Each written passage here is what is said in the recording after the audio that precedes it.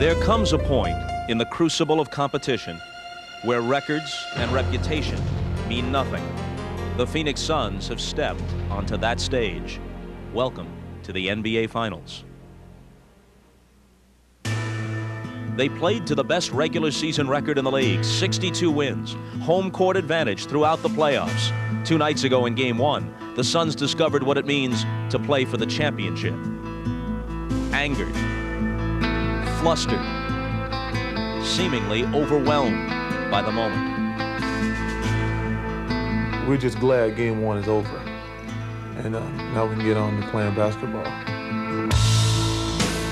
Game 1 may be gone, but the Chicago Bulls remain, brimming with resolve, one step closer to the historic three-peat, anxious to make Phoenix face this cold reality.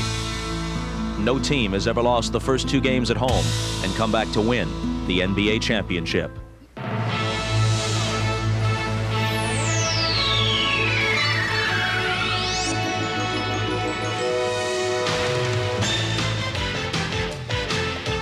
This is the NBA on NBC.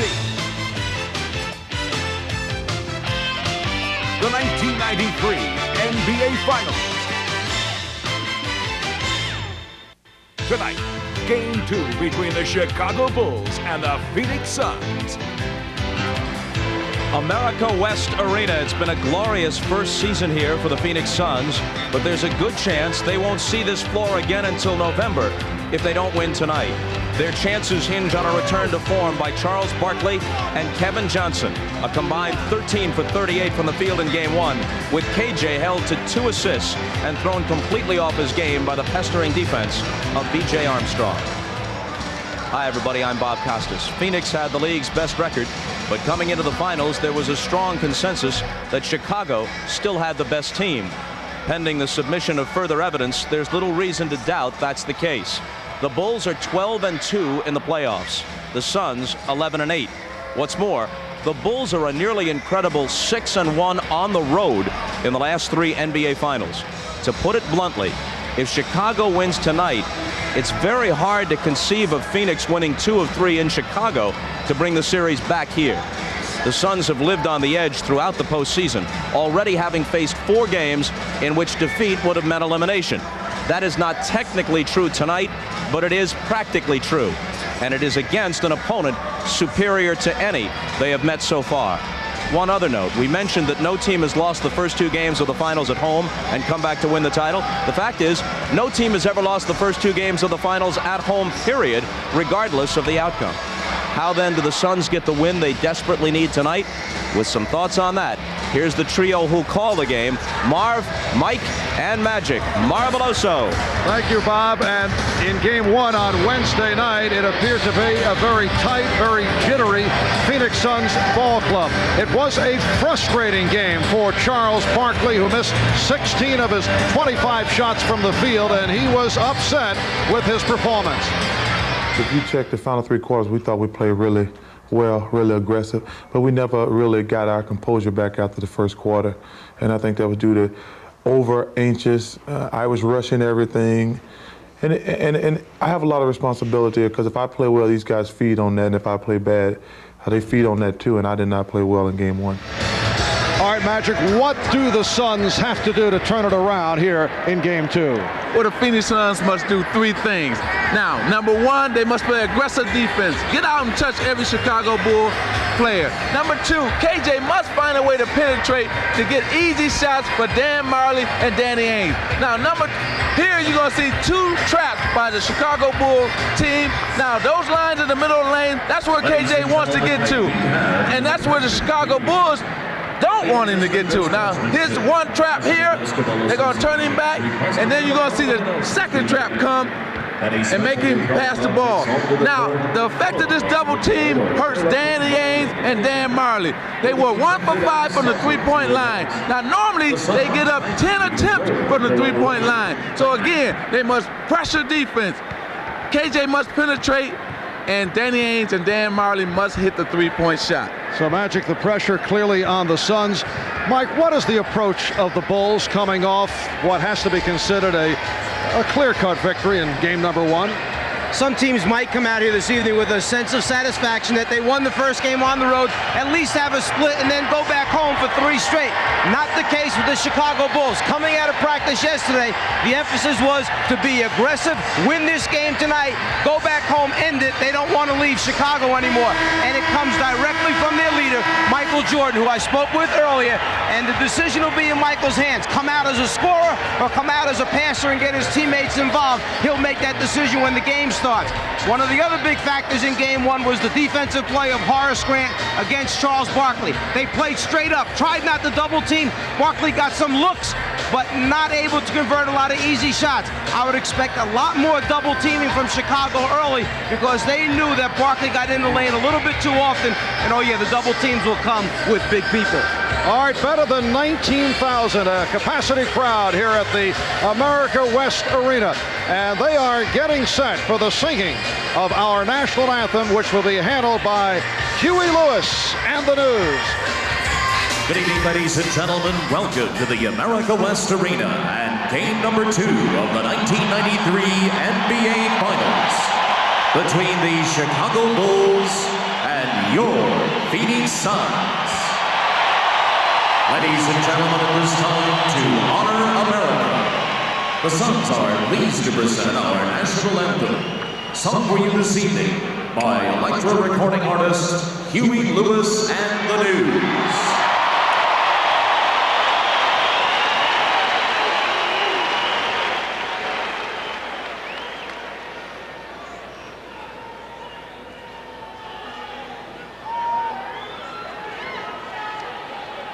Oh, say, can you see by the dawn's early light what so proudly we hailed at the twilight's last gleaming, whose broad stripes and bright stars through the perilous fight o'er the ramparts we watched were so gallantly streaming, and the rockets' red glare, the bombs bursting in air, gave proof through the night that our flag was still there.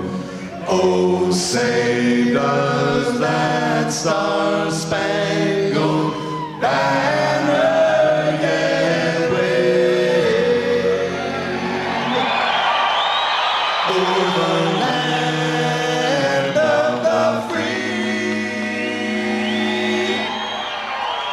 and the home of the brave?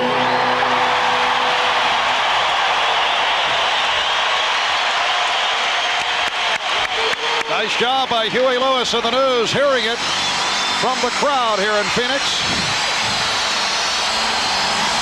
Now let's check in with our sideline reports. Once again, we're joined by both Ahmad Rashad and Hannah Storm. First to Ahmad.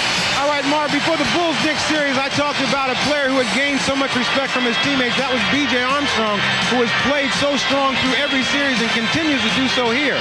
I asked B.J. about that. He said, well, looking at the playoffs, I realized it was going to be a challenge starting with Mark Price and continuing on till now against KJ. He said, the thing that I want to do to make sure I was ready to accept that challenge. Now, as Magic Johnson says, the challenge continues for B.J. because if the Bulls are to beat Phoenix, B.J. will have to play strong against KJ. All right, Hannah? Well, Ahmad, a lot of the Suns told me that they're much more relaxed now that Game 1 is over with. After all, the only Sun with finals experience coming into that one was Danny Ainge. A couple of things on Ainge. He'll be wearing a homemade number 3 on his jersey in honor of his former teammate in Portland, Drazen Petrovic. Ainge is also playing with an injury. He jammed the thumb on his shooting hand in Game 1. It's black and blue and it's very sore, but he thinks he'll be okay shooting as long as he doesn't aggravate it again. Overall, I would say this team is focused and confident. Charles Barkley promised to me we will win this game tonight. Marv? Thank you, Hannah. So Charles and his Suns are seeking to tie the series at 1, while Michael Jordan and his Bulls would love to go back to Chicago up 2-0. The NBA on NBC is brought to you by Miller Lite. Great taste, less filling. Can your beer do this? By Chrysler Plymouth, the division of the Chrysler Corporation. And by Canon. Canon cameras, so advanced, they're simple. Another beautiful day in the Valley of the Sun. Temperature at 105 degrees at one point late this afternoon. Some encouragement to the Suns. The last three teams that lost game one at home came back and won the NBA Finals. The 91 Bulls, 88 Lakers, and the 84 Boston Celtics. Checking the starting lineup for Chicago. Michael Jordan, B.J. Armstrong open in the backcourt. Up front, Scottie Pippen coming off another outstanding game, and Horace Grant. They are on the front line. Bill Cartwright shot well again in the early going in game one. And there's the coach of the Chicago Bulls, 47-year-old Montana native Phil Jackson in his fourth season as Bulls head man. Dan Marley, Kevin Johnson in the backcourt. Suns look for Kevin Johnson to turn it around. Richard Dumas, who had a good one. Charles Barkley also looking for a bounce back in game two. And the center Mark West, who played only 14 minutes on Wednesday night. Paul Westphal, the Suns head coach, 42 years old, finally got a shot. He was tabbed as Cotton Fitzsimmons' successor for years. He was a Suns assistant for 4 years, five-time NBA All-Star. Standout career with the Suns, Celtics, Sonics, and the New York Knicks. The officials, Jake O'Donnell, Jack Madden, and Joey Crawford. And we're ready for game number 2 of this best of 7. Mark West and Bill Cartwright. The Suns control the opening tip. Kevin Johnson met at midcourt by B.J. Armstrong. Richard Dumas given the room. Barkley off the pick. Barkley from the outside is able to hit on his first attempt.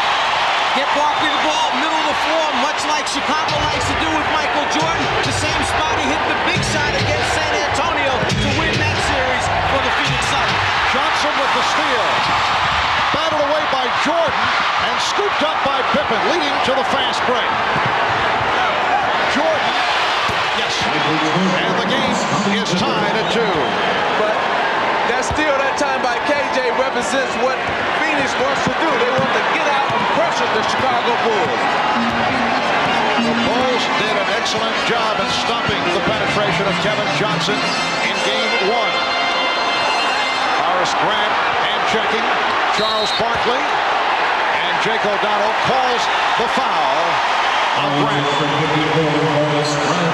So dangerous in the middle of the floor, Charles Barkley, because he can make a jumper from there if you back off him far enough, yet he has the potential with one dribble to get to the front of the rim, dunk the basketball, or create for his teammates. Johnson had to change his shot as Grant came over to help out. Jordan tried to set up Grant. KJ trying to make a little point of emphasis here, maybe an exclamation point at the end. Goes in to try and dunk it, but Grant at 6'10" bothers him. B.J. Armstrong has come up hotly, got picked off by Mark West, who moved to center court to try and help out Kevin Johnson by setting a pick. The ball deflected out. It will be Phoenix possession. I tell you, if BJ is hurt, that's only going to help the Phoenix Suns and KJ penetrate more. Barkley from deep. The Suns and the Bulls are tied at 2. Oh, beautiful alley-oop for Scottie Pippen. A look-away thrown by Michael Jordan. Not a bad look-away pass to throw it about 26 feet, put it on the money, and then it's nice to have a guy like Pippen to convert for you. Here's Dumas. Hard driving move by Richard Dumas. The rookie from Oklahoma State did not play at all in Game 7 against Seattle. Tom Chambers started, went most of the way, but he came back strong in Game 1 of this series. Pippen lost it. Dumas with the steal. 3-on-1 for the Suns.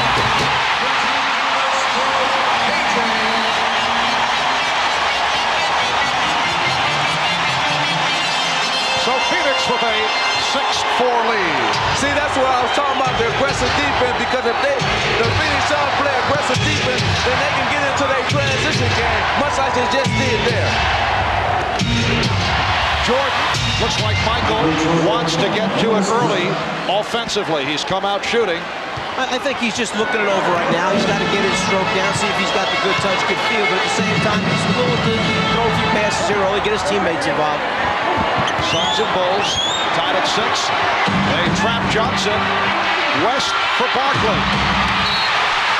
And the foul.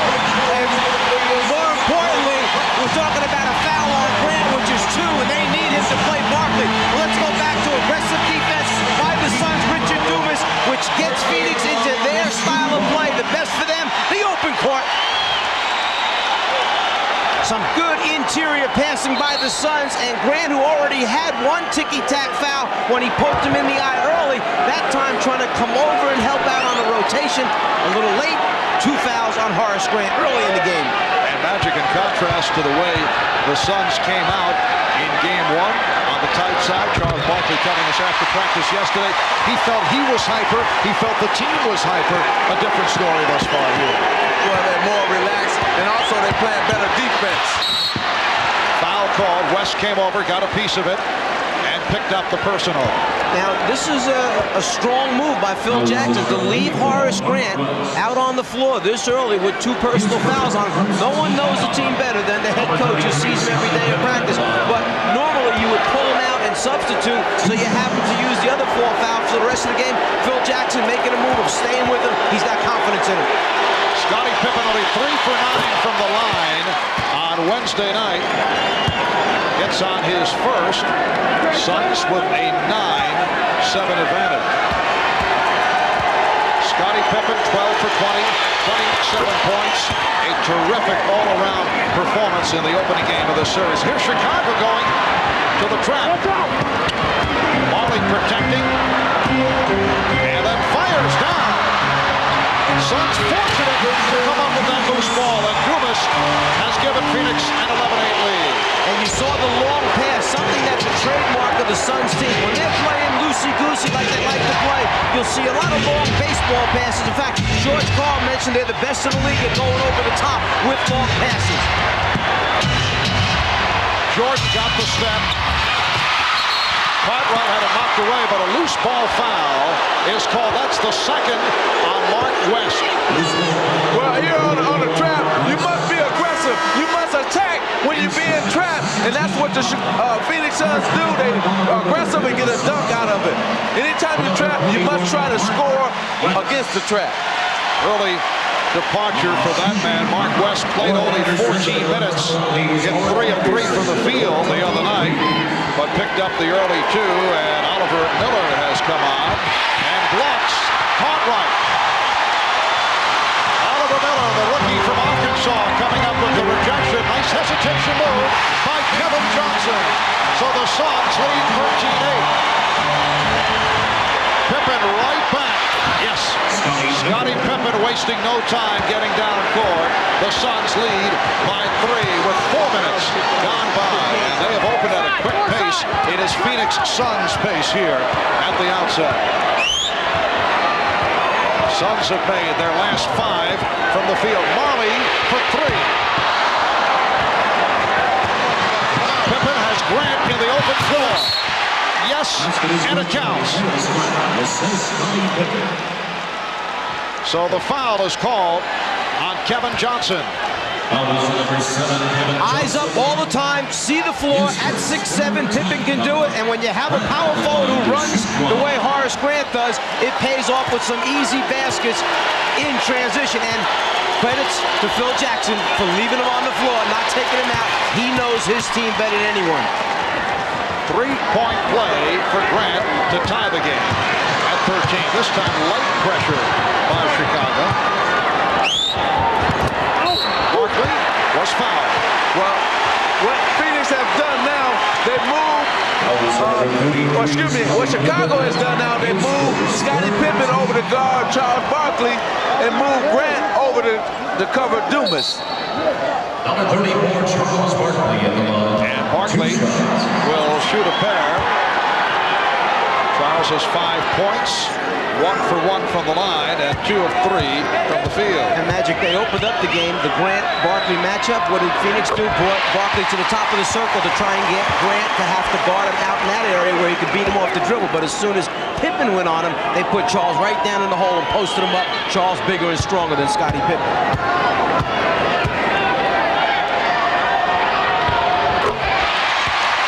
Phoenix 15 and Chicago 13. Barkley switches off to Pippen. Now met by a double team. Grant. Well looked by Scottie Pippen off the trap in the corner. And the game is tied at 15. Again, B.J. Armstrong looking to make Kevin Johnson work hard to get it across. And a foul on B.J. Will he get the call on the continuation? No, he won't. They don't want Kevin Johnson coming back to the middle of the floor, so if he's going to get to the basket, his easiest path will be turning the corner. That time, B.J. ride him a little bit too much. Now Barkley posting up. Charles Barkley able to hit the turnaround on Scottie Pippen. The Suns lead by 2 and Barkley off to a fast start. Joe Crawford with the whistle. Foul against the Suns. It's on Miller. Timeout taken by the Phoenix Suns. We'll be back in a moment. Well, in game 1 on Wednesday night, B.J. Armstrong did the job against Kevin Johnson. Johnson only 4 for 13 for his 11 points. B.J. hit 3 from downtown. And B.J. and the Bulls so successful in stopping the penetration of one of the best in the business, Kevin Johnson. We talked with B.J. about that and asked what are his plans for going up against Kevin Johnson here in game 2. Well, I think, first of all, our team, our total team made an effort to know where he's at on the floor and know where he operates and tried to get acquainted with his game, his right to left crossover, his finish with his left hand at the basket. So our team was well aware of what he likes to do. And my main goal was to make him work from the time the ball was taken out of bounds to the time they set in their offense. And once he does give it up, not allow him to get the ball or make him work to get it that he's just out of sync. Well, Bill Cartwright able to hit. And the game is tied at 17. The little things that KJ pointed out go back to the conversation with Phil Jackson, coach of the Bulls, prior to the first game, saying that Richard Dumas hits a little 12-footer from the baseline, saying that knowing the players and the little things they like to do might be more important against Phoenix than actually the X and O part of it. Pippen gets inside. Pippen on the follow. So both clubs are hot. Chicago 8-4-11. Phoenix 8-4-11. Well, the first team that makes a defensive stand will take control of this game. So far, it's been back and forth offense on both ends of the court. Game tied at 19. Here's Dumas. Back tap by Jordan. And Armstrong brings across just under 6 minutes remaining. First quarter. Marv Albert, Mike Fratello, Magic Johnson, Ahmad Rashad, and Hannah Storm from America West Arena in Phoenix. Jordan with another opportunity.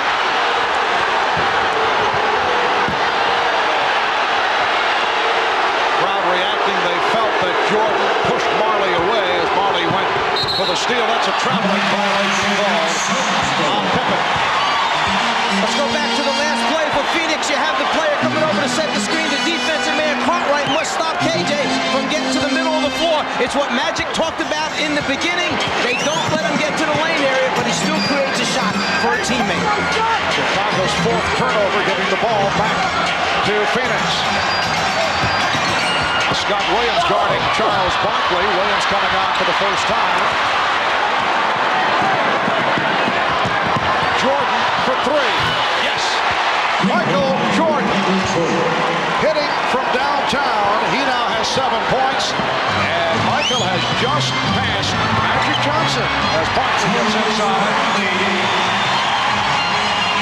Michael Jordan passing Magic for 5th place among all-time playoff scorers. He now trails Kareem, Jerry West, Larry Bird, and John Havlicek. Scott Williams rejected, and Miller comes away with it.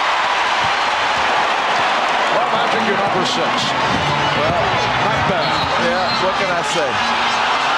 Offensive foul called that time. Chicago's defense, again, closing down the lane.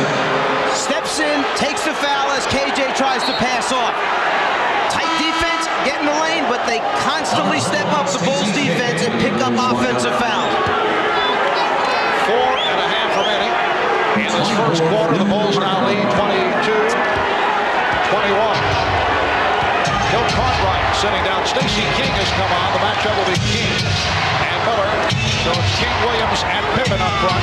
They double up on Jordan. And the pass knocked away by Marley. So the Phoenix trap well executed. Here's Marley for 3. Jordan eluding Marley. Jordan lost it. Miller with the steal. But the ball goes back to Chicago. Think about the things that Oliver Miller has done because of his long arms and fingertips. He's blocked the shot. He has challenged Jordan in a double team, and here he just flicks in quickly with those long arms and long fingers and forces a turnover. Timeout called with 3:56 to go in the first.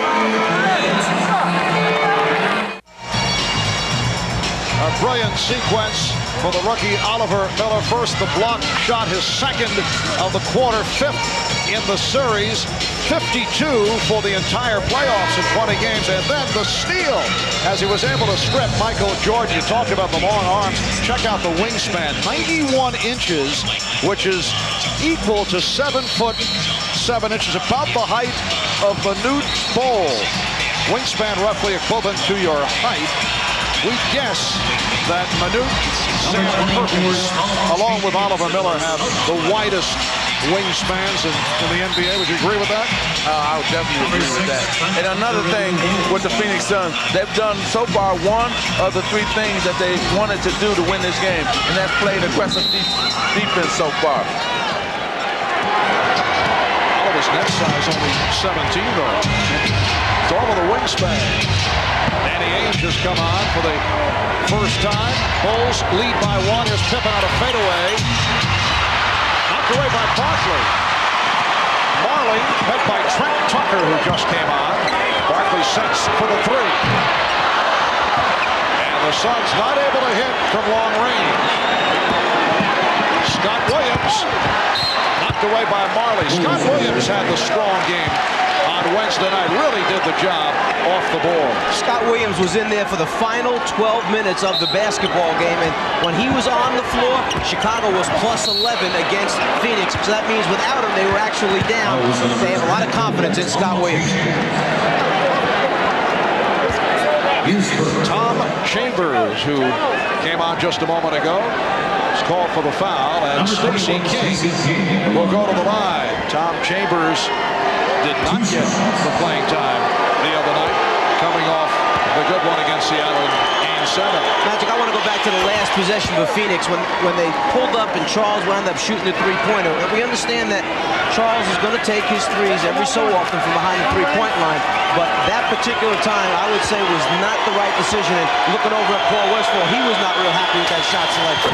Well, that's because you got your best rebounder shooting a 3-point shot, and you take your best rebounder from the basket, and nothing good can happen for you. Well, Marley able to get to that loose ball, and Chambers blocked by Williams. Pippen for Jordan. And Trent Tucker able to get to it. Bulls with the ball. They lead by 3.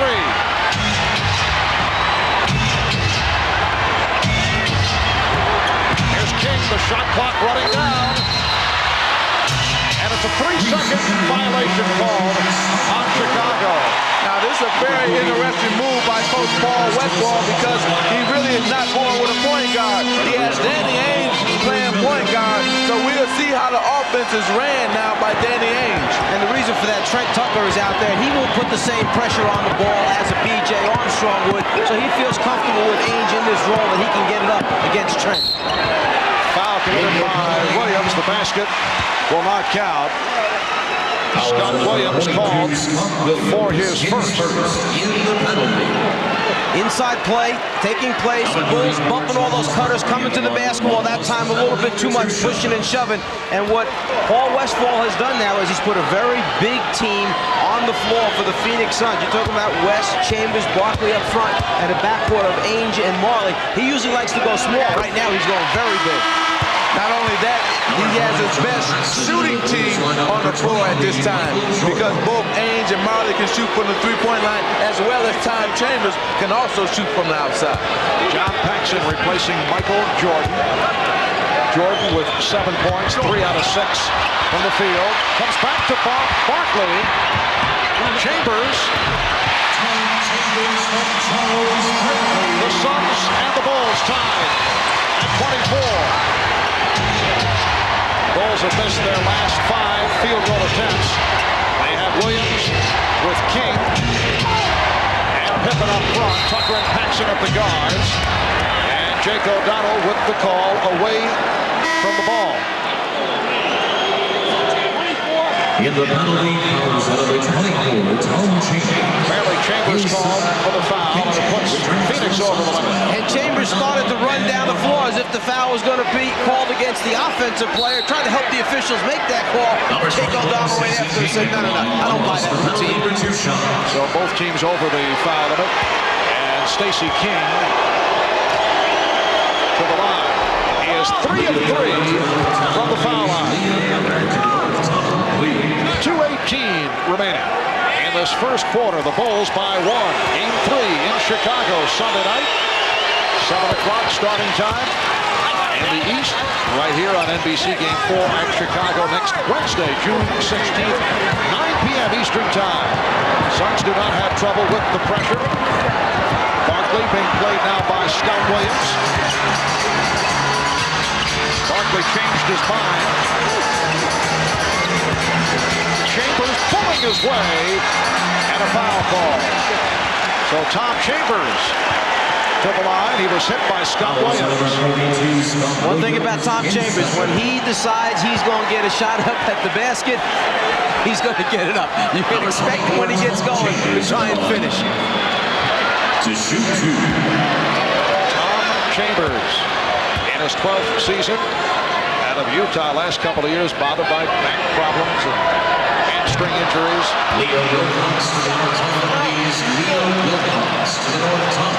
Well, during the course of the regular season, the Suns averaged 31 free throw attempts per game. In the playoffs, 32. Game 1, only 15. 2 minutes. In Game 7 against Seattle, Charles Barkley went to the line 22 times by himself. And that 31 that you talked about was the second most per game in the NBA taken by a team, the Phoenix Suns. Stacey King went short. West's pass intercepted by Pippen.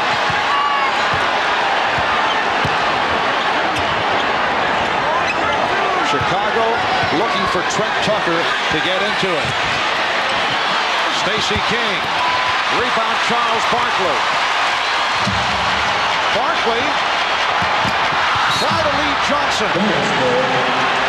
See, it's always difficult for when you're a point guard to now get out on the wing and receive the pass. Here's Charles Barkley, who normally is on the wing, and KJ, who normally handles the ball. They reverse roll, and it ends up in a turnover. Bulls have missed their last 7 from the field. We come up on 1 minute left in the quarter. They get 0 for the last 8. Although Chicago leads 26-24.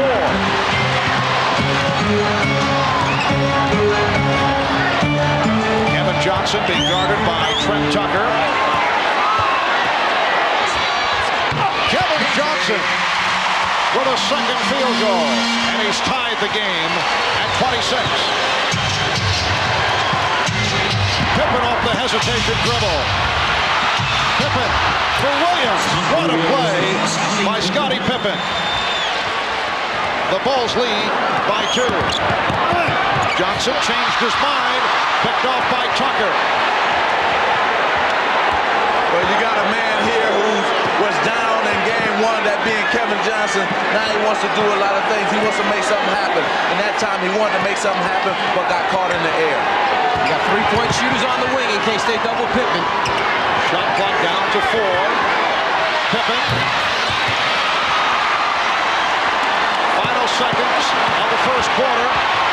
Haynes to the fadeaway. Yes, and it counts.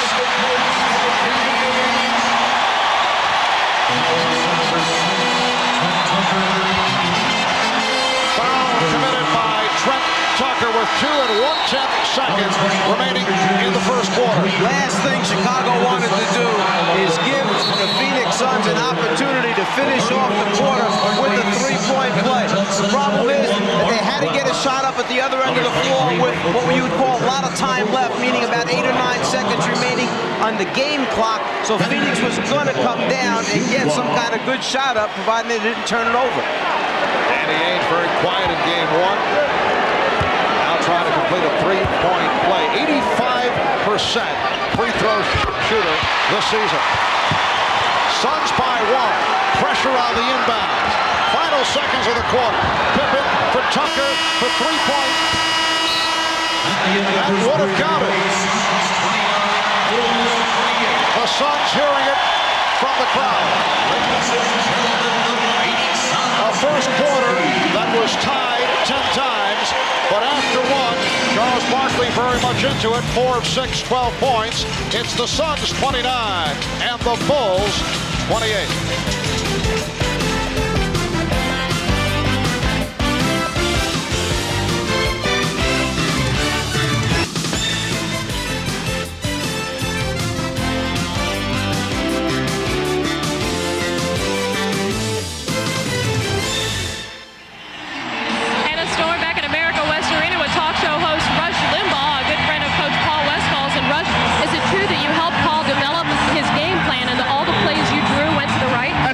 Start every play off to the right. Try it first. It's been working lately. Now, you're a very opinionated guy, but you told me earlier tonight that this team sort of reflects your political views. Well, sort of. This is a team of rugged individualists who play well as a team, and the key to their success tonight is for each guy doing what he does best. They're not down by 20 tonight like they were the last time. They got that first game under their belt, and I think you're going to see the real Phoenix Suns as this game goes on. Which looking good. It's a team of destiny, Hannah. All right, thanks, Rush. Mark? All right, Hannah. As the second quarter gets underway, Michael Jordan gives it up to B.J. Armstrong. And the Bulls now lead 30-29. Czar, can you imagine if Rush Limbaugh did play-by-play for the Phoenix Suns? That's a foul on Danny Ainge.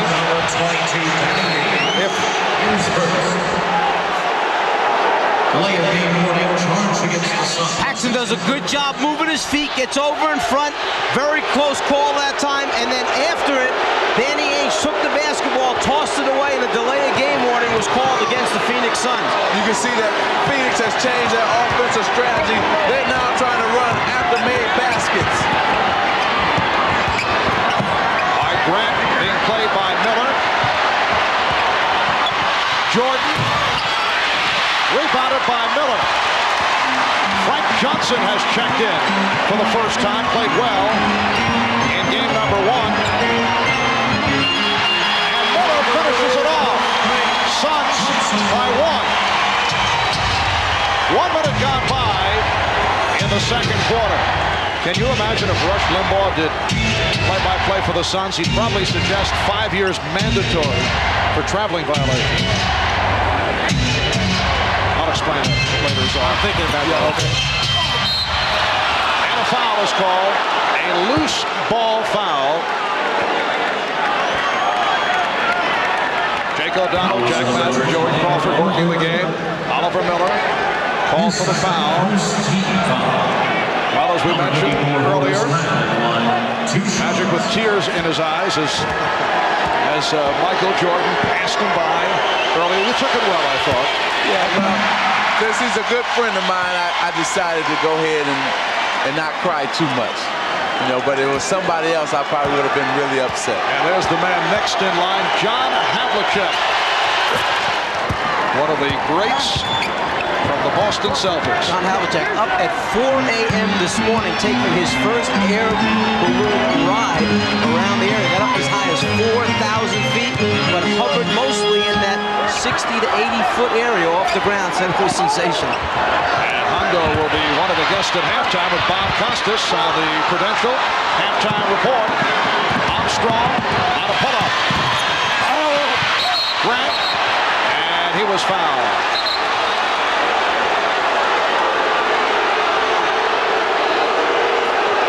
Tom Chambers disputing the call. Frank Johnson raising his hand. And let's see who the foul was called against as Charles Barkley is being waved in. No official word. It is Johnson. And Chambers will sit down, replaced by Barkley. Obviously, Frank Johnson, with a reputation for being honest, he held up his hands, so the officials went along with the call. Game is tied at 31. Michael Jordan with 9 points, and the Bulls lead by 2. Armstrong applying pressure on Johnson.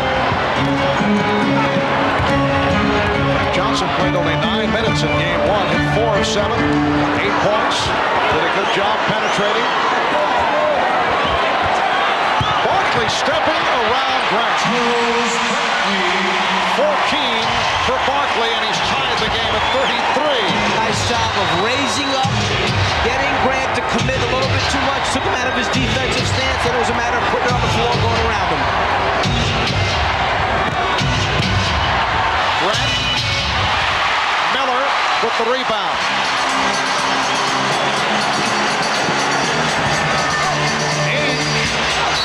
Air ball thrown up by Danny Ainge, and a foul was called. Defensive man normally wants to be down in his stance. Charles turns and faces, gets him up in the air, and now go around and convert. Richard Dumas called for the foul. We'll be right back. The NBA on NBC is brought to you by Gatorade for that deep down body thirst. By Toyota, reminding you to always buckle up. Do it for those who love you. And by McDonald's. What you want is what you get at McDonald's today.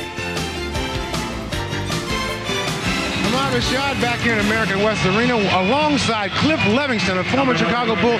You were the inspirational leader on this team last year. How they got along without you? Well, they're focused. They know what it takes to get to the championship game again, and they know what it takes to win it. And right now, they're staying focused throughout all the ups and downs of the game. I think they're going to stay right on target and win the ball game. Cliff, as focused as they were last year, this year there seems to be a calmness about this team in these finals. Well, they're being smart. They set everybody up to think they weren't going to be in it, but they're in it. All right, thanks, Cliff. Good luck to you. All right, Marv. Thank you, Ahmad. Cliff Levingston came up very strong in the playoffs the last couple of years. Michael Jordan with a sweet stroke.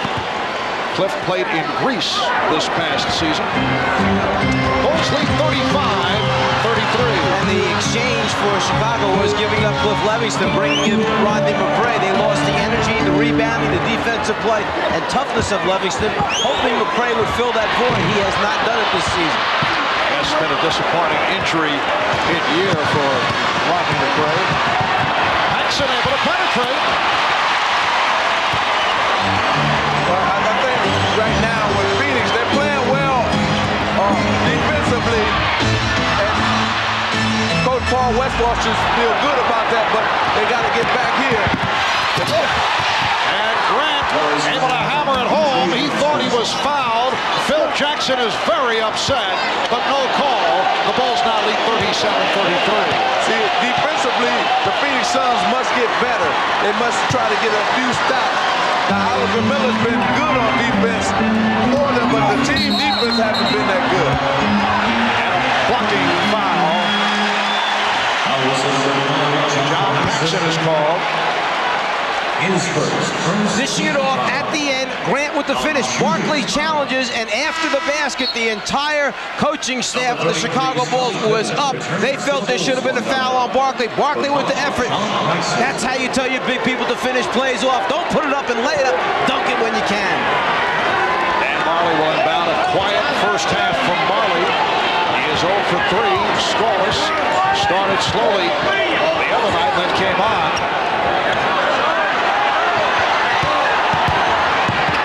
Barkley, bad shot. Forced it, although he was double teamed. Last touch, though, by the Bulls.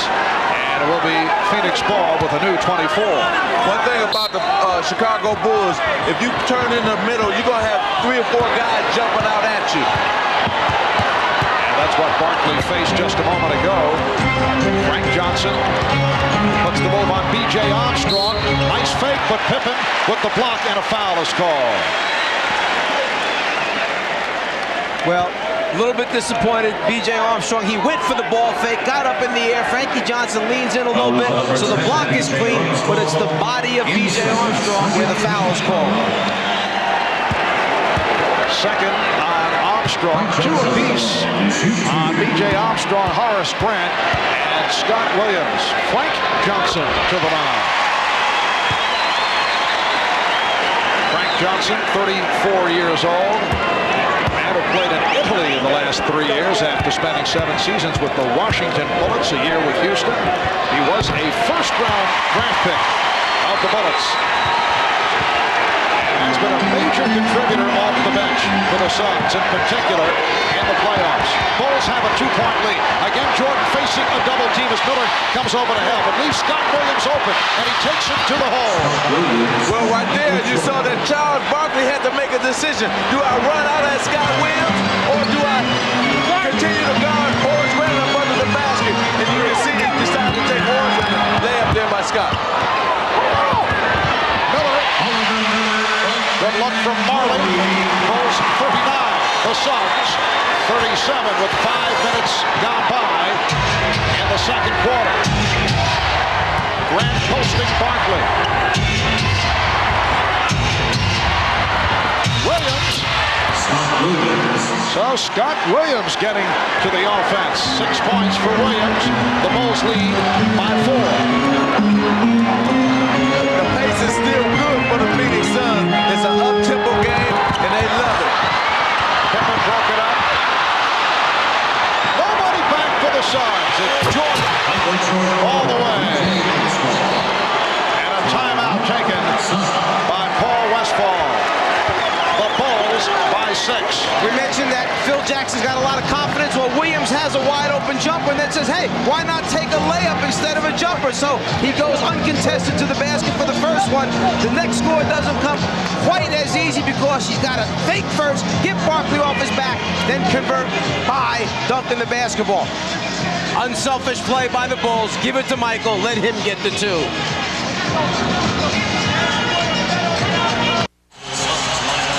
Now, Phoenix has been playing excellent team defense, individual defense, but not team defense. Here they're going to double team Michael Jordan, make him throw the ball. Now, when you double team, you got to get all your men rotating on the Phoenix Suns, where they don't rotate to Scott Williams, and they give up an easy layup.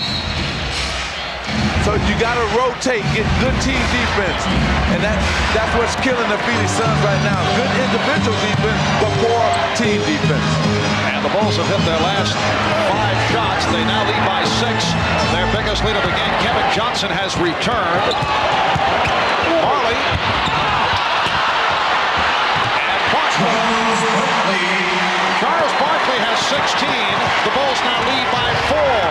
Just under 6 minutes remaining first half. Marv Albert with the czar of the telespreader, Mike Fratello, Urban Magic Johnson, Bob Rashad, Hannah Storm, Bob Costas will be along at halftime. Here's Jordan. Oh, what a pass for Horace Grant.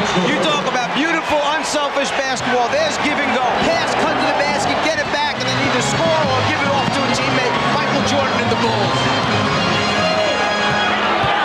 Chicago by 6.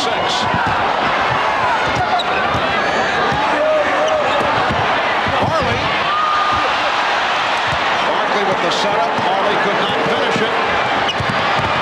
Jordan. The Bulls lead 47-39. Michael has hit his last 4, and he has 15 points. The difference between the Chicago Bulls and the Phoenix Suns, Chicago Bulls make 4 or 5 passes on offense. Phoenix Suns make 1 pass and stand. Dumas, bad shot. Marley for 3. Another opportunity and another bad shot. What a sequence for the Suns. Whoa. Let's go back a moment ago. Michael Jordan down here had just passed the ball across the floor over to Scottie Pippen, and now he moves without the basketball. Give and go, get it back, draw the defense, make the pass, and finish off. Jordan, who moves as well as anyone in the league without the basketball, just draws all the attention and then unselfish play. Grant fouled by Marley. Chicago has hit its last 7 shots to take an 8-point lead with 4:33 remaining. First half. Inside, Grant going up strong. Got to stop him from making easy baskets, so Marley takes the foul to prevent the score. Marley has been silent at the other end. He's 0 for 6. Once again, Phoenix not able to hit their staple through the regular season, not able to hit the three-pointers, and the shot selection on the threes has not been good. What happens is when you take so many of them, you're used to getting your share each game, and then when they don't come easy, you try to force them, or when you do get a look, you try to get it up there in a hurry. Especially on Chicago, you got to get it up in a hurry, or somebody be out there contesting. Chicago leads by 10. Kevin Johnson meeting the pressure. Marley now played by Grant. Barkley being guarded by Pippen. Single coverage, and Barkley now has 18.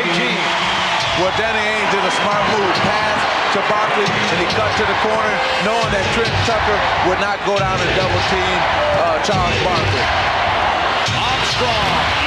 And the Bulls have hit their last 8 shots on fire. Marley tried to split through and lost it.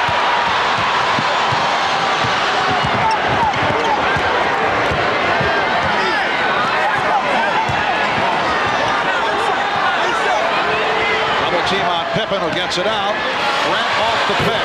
Beautifully done as they swing the ball around, looking for the open man. That's exactly what Magic talked about. Difference, 4 or 5 passes, play unselfish, it doesn't matter who scores.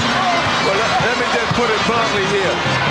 In a running game, Phoenix is at their best. In a wide open game. But in half court, Phoenix struggle. Where now you're talking about a championship team in the Chicago Bulls. They're the best half court team in basketball.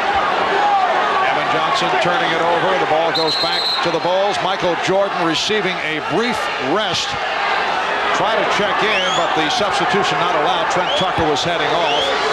So Jordan will come on next whistle. Bulls in the midst of a 10-2 run. They've hit their last 9 shots as we come up on 3 minutes remaining in the first half.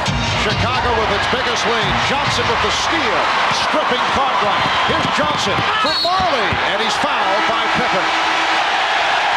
Sarcastic reaction from the crowd on the foul call. Pippen picks up his second. If they can just generate a little bit of easy offense, and that happens when you play good defense. KJ getting back in there, hands in on the center. Now gives it up to Marley, filling the wing on the right side. Pippen just takes the foul rather than give up the layup. This is a Phoenix Suns team that went 62-20 during the regular season, best record in the league. They struggled in the playoffs, although they have reached the final round. Had problems with the Lakers, losing the first 2, taking the next 3 to win the series. Took San Antonio in 6, and then won a difficult 7-game series against Seattle. At home during the regular season, they won 35 and lost 6. 4 home losses, though, at the hands of Eastern clubs, and 3 of the losses after the All-Star break. Jordan on the recovery. Now, that's one you rarely see.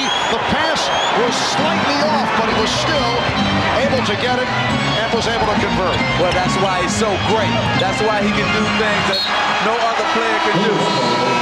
And actually, the Phoenix defensive player got a body on him. So, yes, the pass was a little bit short. Jordan couldn't extend, but Marley goes back and gets a body on him right there to prevent him from scoring. But Jordan recovers more quickly than Dan Marley. The Bulls have hit 10 of their last 11 from the field and lead by 12. Coming up on the Prudential Halftime Report, we'll be joined live here in Phoenix by former Celtic great John Havlicek. There's Hondo. His Celtics were the last team to three-peat. Actually, they won 8 in a row. We'll also talk with the two guys who figure to be the top 2 picks in this month's NBA draft. This is a live shot. Chris Webber at home, not watching the game. He's playing Nintendo or some kind of video game, unconcerned at present about the Suns and the Bulls. Of course, he led the Wolverines to the NCAA final each of the past 2 seasons. Sean Bradley will also be here, the highly regarded 7'6" center from Brigham Young. There's Sean. A busy halftime in just a few minutes, but right now let's head back to the court as we rejoin Marv, Mike, and Magic. All right, Bob. Chris Webber putting a dent on the ratings. He does have a Nielsen Holmes on. Do you know that? I'll give Magic first pick. What do you want? I take Webber. So whoever's left over, I'll take him in the second slot. Coming out of that last timeout, Ahmad overheard Phil Jackson telling the Bulls they like the tempo, they feel they're in control as Michael Jordan tips it in, and he wanted Cartwright on the floor to stabilize this team both offensively and defensively. The experienced center who will get them in their offense, allow them to run it by setting screens, and get on the glass and help on the boards. And a foul call. That's 3 on Scott Williams. A red-hot second quarter for the Bulls, who now lead by 14. Well, here's Michael Jordan attacking the offensive board. See, Michael can hurt you in so many different ways. You always got to know where he is on the court and put a body on him when a shot goes up. Scott Williams sitting down. Chicago 13 for 19 from the field. Phoenix only 5 of 16. Now Barkley operating against King. Got it back to Ainge. And the Suns finally hit a three-pointer. They missed their first 4. Bulls 57. The Suns 46 with a minute 50 to go in this first half.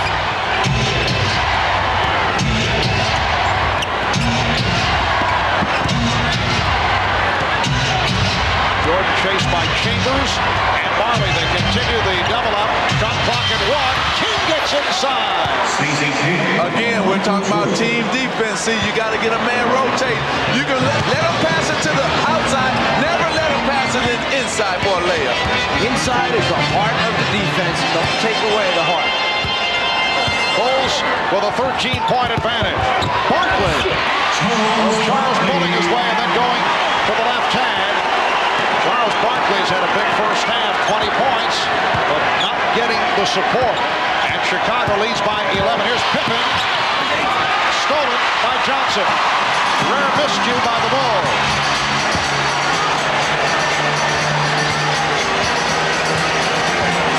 Evan Johnson now guarded by Michael Jordan.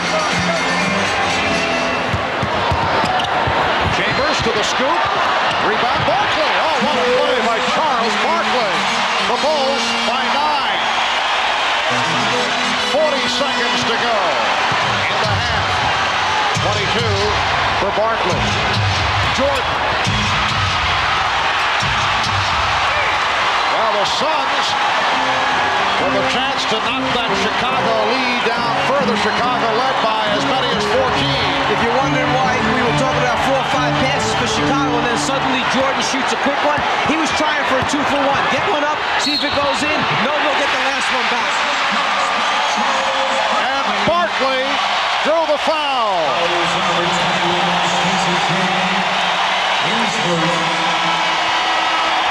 Penetration by Chambers, gets it up on the glass, and then Charles just rips it from between 2 Bulls and converts as he's falling down.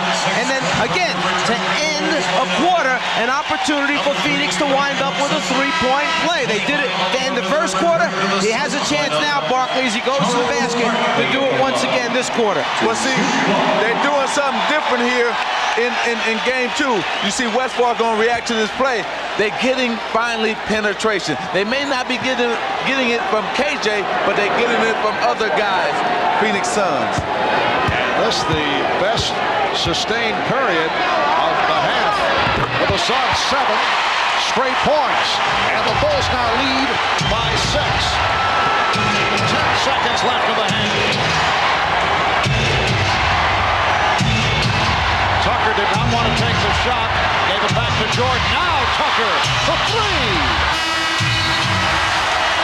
Well, Phoenix able to come back down by as many as 14. They have moved within 6 at the half. Michael Jordan, 9 for 15. He has 19. Charles Barkley, 10 of 14, 25 points. Bob Costas and the Prudential halftime report. And the guest list includes John Havlicek, Chris Webber, and Sean Bradley. A star-studded lineup. We'll be right back. Stone, thank you. Now the always somewhat awkward transition back to basketball. One gentleman who's taken a particular interest in this final series between Phoenix and Chicago is ex-Celtic great John Havlicek. Hondo was a member of the last NBA team to three-peat back in 1966. That team, of course, featured Bill Russell, among others, and they won 8 straight NBA titles from 59 to 66. Havlicek also played on the 76 Celtic team that beat the Suns in the finals. Hondo hit this runner at the end of the second OT in Game 5 before Gar Hurd's famous shot sent things into a third overtime, but eventually the Celtics won that ball game and the series with it, and it's not too far-fetched to say, even though you won in 6, capping it back here in Phoenix, that the momentum would have been entirely different. If they could have beaten you in Game 5 on your home floor in a game like that, they might well have won here to take their first title. People think that if they had won that particular series, we would have lost here. I don't think that, because we were a team that had a lot of great pride. We knew that we were a better team, and we also felt that that particular game wasn't one of our best played games. Regardless of whether it was well played technically from an X&O standpoint, have you ever been in a more exciting and exhausting game? No, it was probably the most emotional game I'd ever been in, because it went 3 overtimes, and I can recall JoJo White sitting at half court during one of the overtimes. He played, I believe, 63 minutes. I played 58, and it was one of those games where you had the highs and lows. You were euphoric one moment, and you were the depths of despair the next. Now these Bulls are going after a three-peat. It's a different era in the NBA. It's fair to say that no team, even your Celtic team, could have won 8 straight in the modern era. But how do you compare these Bulls to the other great teams you were with or played against? Well, the thing that I'm impressed with the Bulls is the fact that they play great defense. If you see Phoenix playing against them, they have to work for everything they get. They're picking them up all over the floor. And I know that to win championships, you have to play defense. Paul Westphal may have to change his whole lineup to get back into this series if they don't do anything tonight. Westphal, a former teammate of yours and, of course, an opponent in that 76 final. He was a great player in those days for the Suns. Did you see him as a potential coach? I always liked Paul Westphal as a player, and he's a very gamey individual, and he always had a lot of contests to play. So he's a thinking type player. I thought that he could become a good coach. I didn't know if he would go into this type of situation. Let's get you to weigh in on the question they've been asking for the last couple of years. You played with so many great players and against West and Robertson and Wilt, and you've seen all the others who followed. Is Michael Jordan the best ever? The best I ever played against was Oscar Robertson. If I had to put my fingers close together as possible, that's where Jerry West is. But Michael seems to be a different type of player. I've never seen anyone come to a jump shot or jump stop, split the defense. He just seems to find holes in the defense, and I've never seen anyone like him. I think he's the best. Thanks. Great to see you. When we come back, we'll be joined by the 2 guys likely to go 1-2 in the NBA draft, Chris Webber and Sean Bradley. That's after a message from Prudential and a word from the NBA.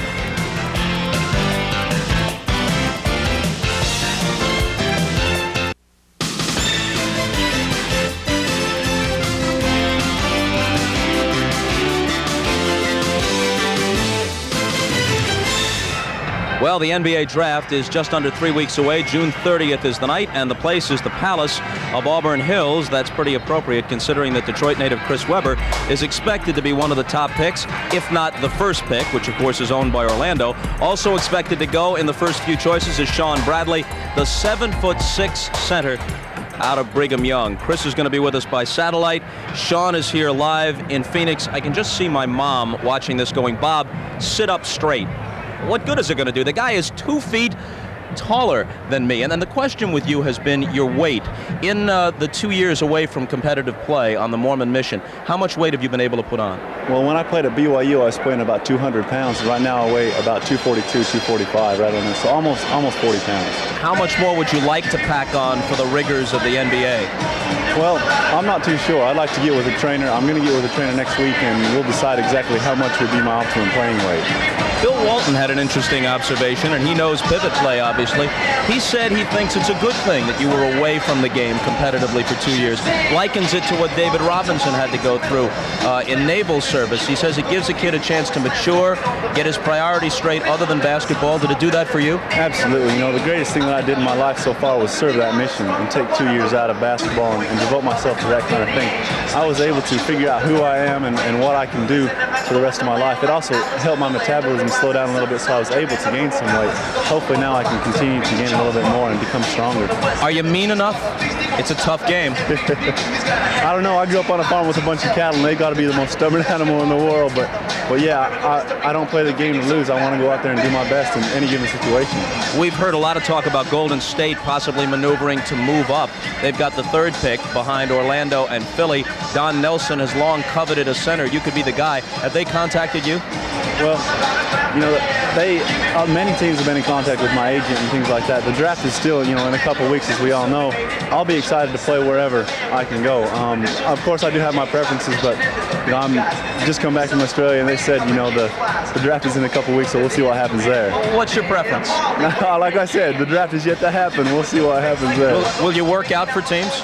Excuse me? Will you work out for teams, or do you feel your draft position is such you don't have to do that? Well, right now, I think that for me to go and work out in the kind of shape that I am, it would not be able to show my true ability. So I'd like to take a couple weeks and hopefully get into shape and then maybe try out for some teams. We'll see what happens. You know, consider this. If Philadelphia sitting at number 2 takes you, and if they keep Manute Bol on their roster, they'll have 15 feet of center. That's a lot of center. A couple of long, lean characters. Let's go to Detroit. Chris Webber is standing by. Chris, we caught a live shot of you during the first half. Looked like you were playing some sort of Nintendo game, some sort of video game, instead of watching the Suns and the Bulls. Are you into this final? Well, I was playing a friend of mine in Sega in the Bulls Blazers, so I was having a little fun. I'm just here relaxing. I'll watch the second half and pay a lot of attention to it. Do you expect to be a member of the Orlando Magic? Is that safe to say that that's what you're expecting?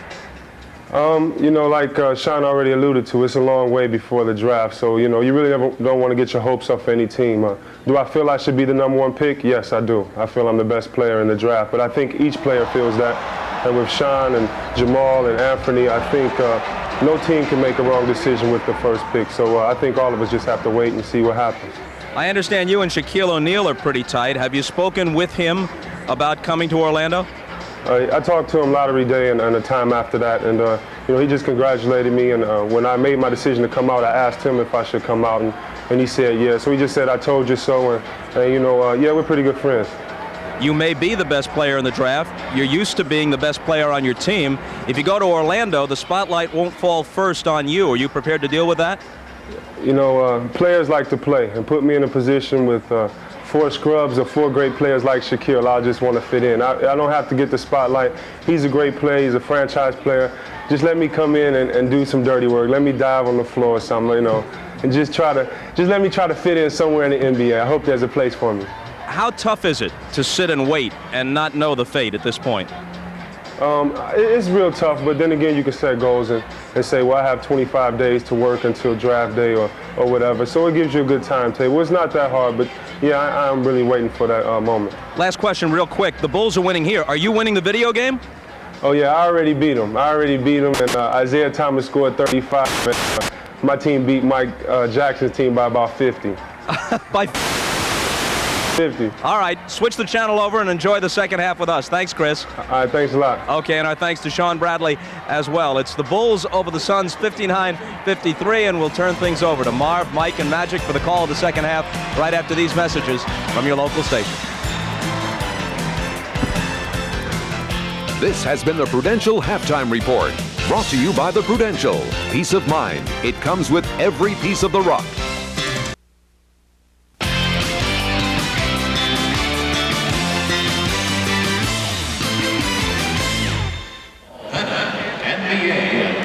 Coming up on 7:30 in the evening in the Valley of the Sun. Another beautiful day in Phoenix, Arizona. Marv Albert, Magic Johnson, Mike Fratello.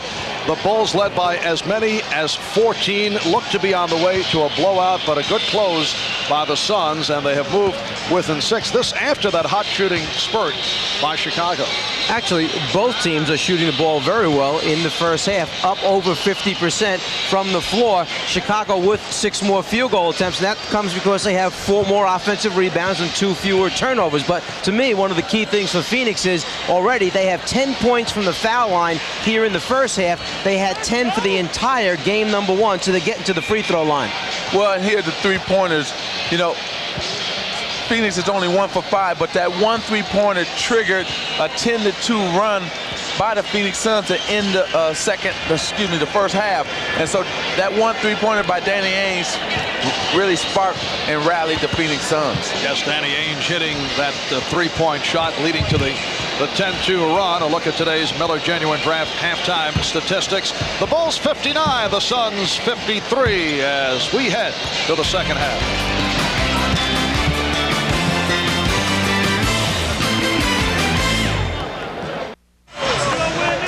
Welcome back to Game 2 of this best of 7 NBA Final Series.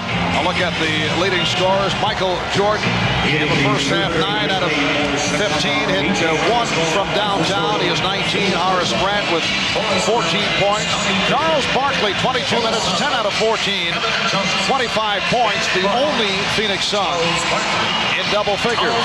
Barkley has been so effective because of his shot selection. You know, in game number 1, he was 7 for 15 from the inside and 2 for 10 from the outside. But here already in the first half, 8 for 8 from the inside, 2 for 6 from the outside. And you can see Michael's jumpers, 11 for 28, but inside, he rarely misses. And Barkley rebound. His 7th rebound of the game. Barkley all the way, rejected by Pippen. Tom Chambers starting the second half. Yes, and it counts.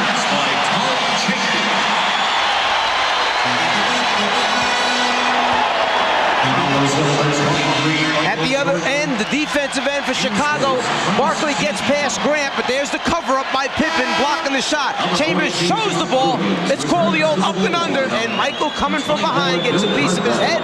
So Chambers goes to the free throw line for a potential three-point play. I like how the Phoenix Suns are starting the second half because even though Barkley got his shot blocked, he was going to the basket. The same thing with Tom Chambers. At least they're taking it to the basket.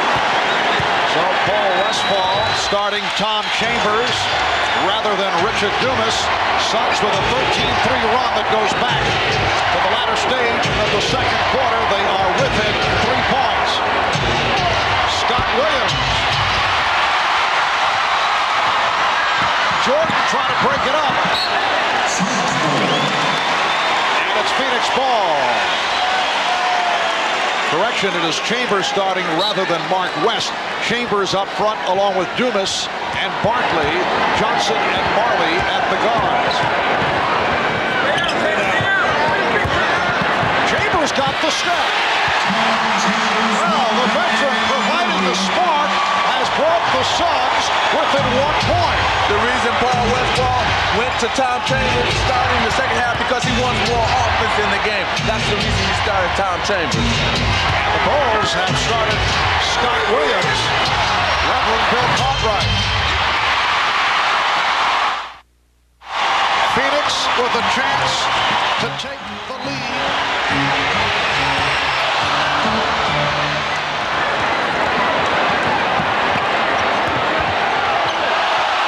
Crowd wanted a violation called on Jordan. Nice play, and Scott Williams extends. So the Bulls with a 61-58 advantage. 2 minutes gone by, third quarter.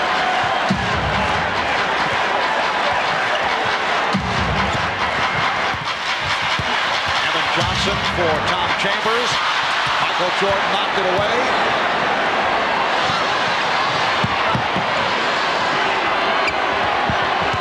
Jordan with a show-the-ball move.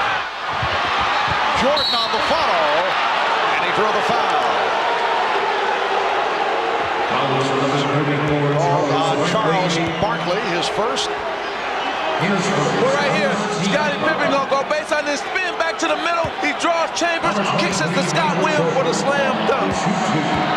Then Michael Jordan takes the basketball and decides that he is going to make some things happen for himself by putting the ball on the floor. And remember, against New York, not too many times did he get to the front of the rim. Against Phoenix, it's a little bit easier. Even though he may miss the first one, he stays with it and gets another opportunity. Oliver Miller is back. Richard Dumas sitting down. Oliver Miller played well in the first half in a 13-minute stint. Chicago 63, Phoenix 58. Here's pressure by the Bulls.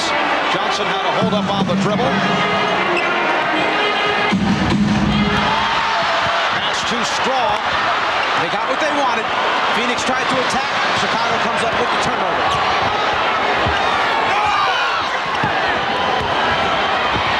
Jordan. Horace Grant with the rebound and pops it back out. Here's Jordan for three. Yes. So Michael Jordan with his second three-pointer. He has 24. The Bulls regroup, now lead by 8. The Suns had knocked it down to a 1-point Chicago lead. Johnson on the penetration. Barkley. Charles Barkley puts it back. He has 27. The Bulls by 6. Charles Barkley is playing an MVP-type game tonight. He is really taking it aggressive to the basket when he gets it. Also, he's attacking the offensive boards. He's really making it easy for Phoenix Suns to stay in this game with his offensive play. Kevin Johnson collects his third foul. Jordan for Grant. Williams had it knocked away. It'll be Phoenix ball. Scott Williams argues the call. They try the drop-down pass as Scotty Williams turns to make his pivot. The ball goes off. Scott goes to Phoenix. Miller gets inside. The Bulls 66. The Suns 62.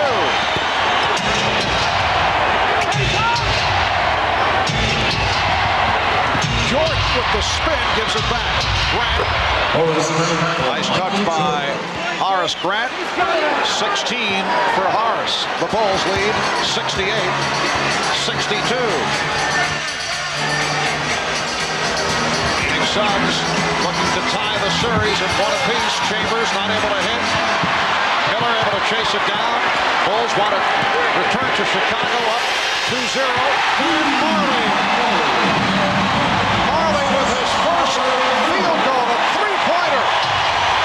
And it brings Phoenix within 3. They collapse on Williams. And the ball knocked out of bounds. Scott Williams looking for a foul, but no call. And if you think about it, go back to game 1.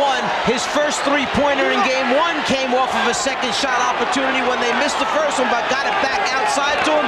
This time, the same thing. First shot a miss, get it back, kick it across the floor to Marley. He makes the 3. The game is getting physical now. And so watch out. There will be a lot of quick fouls. There might be a lot of people in foul trouble before this game ends. Jordan lost it. Marley with the steal. Jordan in pursuit. Marley. The Suns within 1. Every time it's gotten to this point, Chicago has answered with a big basket. We'll see if they can do it one more time. Jordan, yes, and they do answer. The Bulls 70, the Suns 67.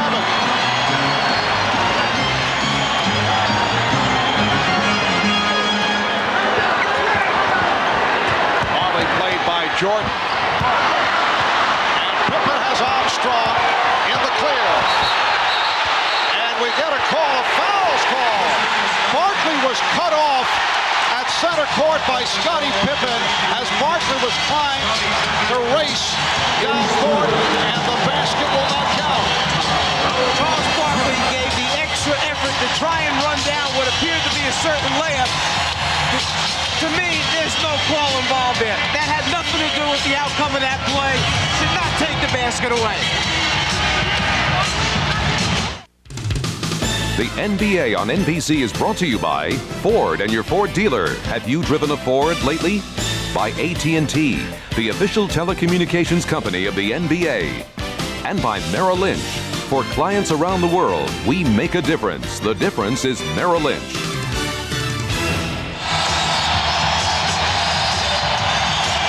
America West Arena is rocking.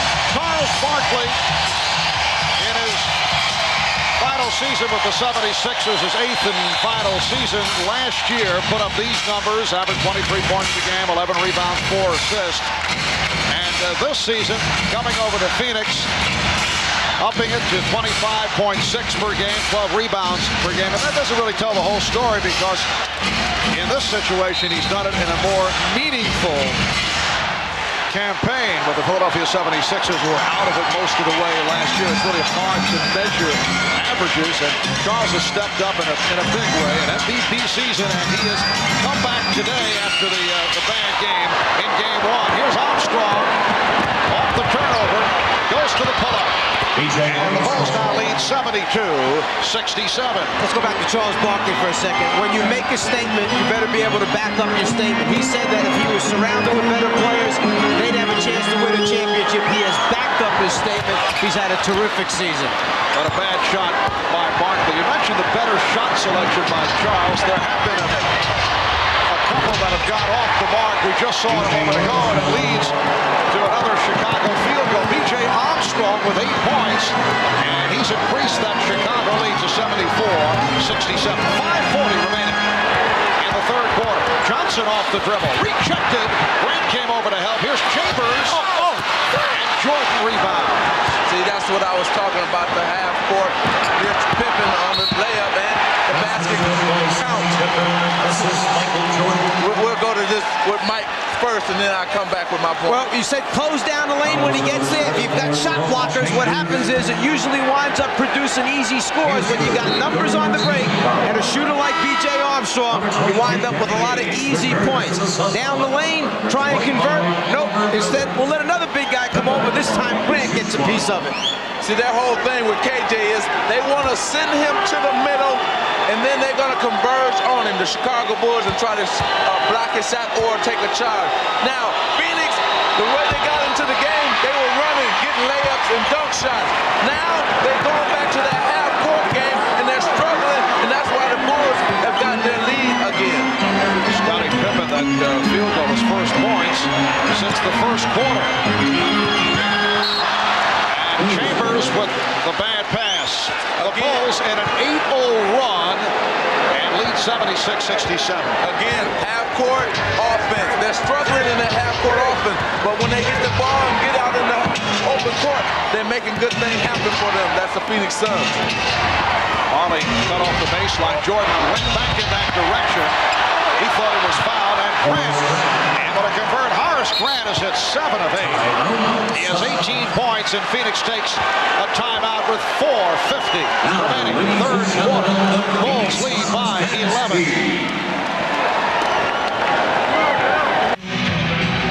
Ahmad Rashad back at America West Arena. Now, if you've ever wondered what it would be like to be like Michael Jordan, well, imagine people trying to find you everywhere you go.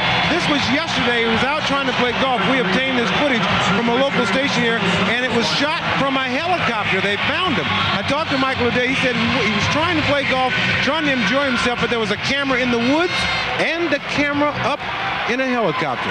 Marv? All right, Ahmad. Bulls with a 78-67 lead. 4:40 remaining in the third quarter. Barkley gets inside. The basket counts, and a blocking foul.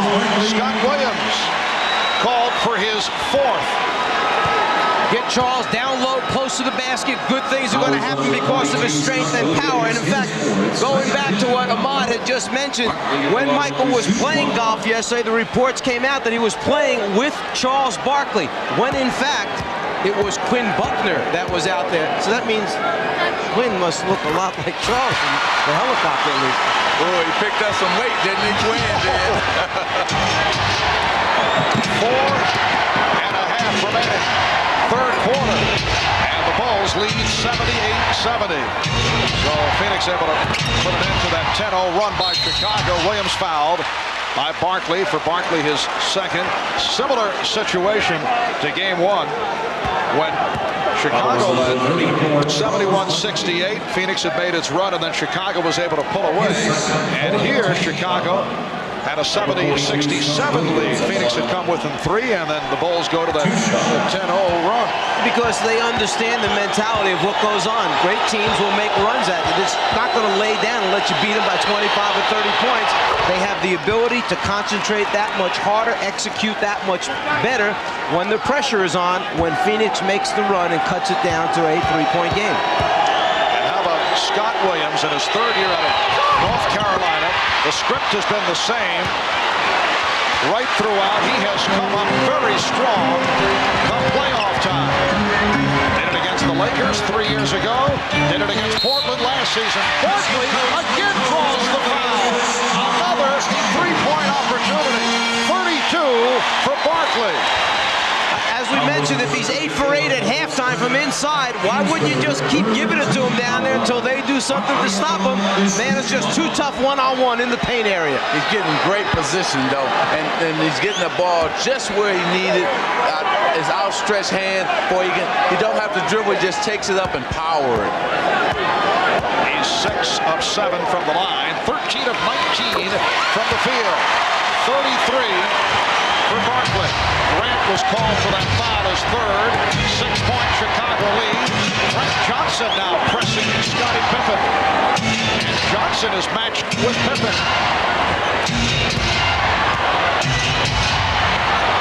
Pippen goes right at him. Frank Johnson about 6'1" against the 6'7" Scottie Pippen. It doesn't take him a whole lot of time to recognize where the mismatch is, does it?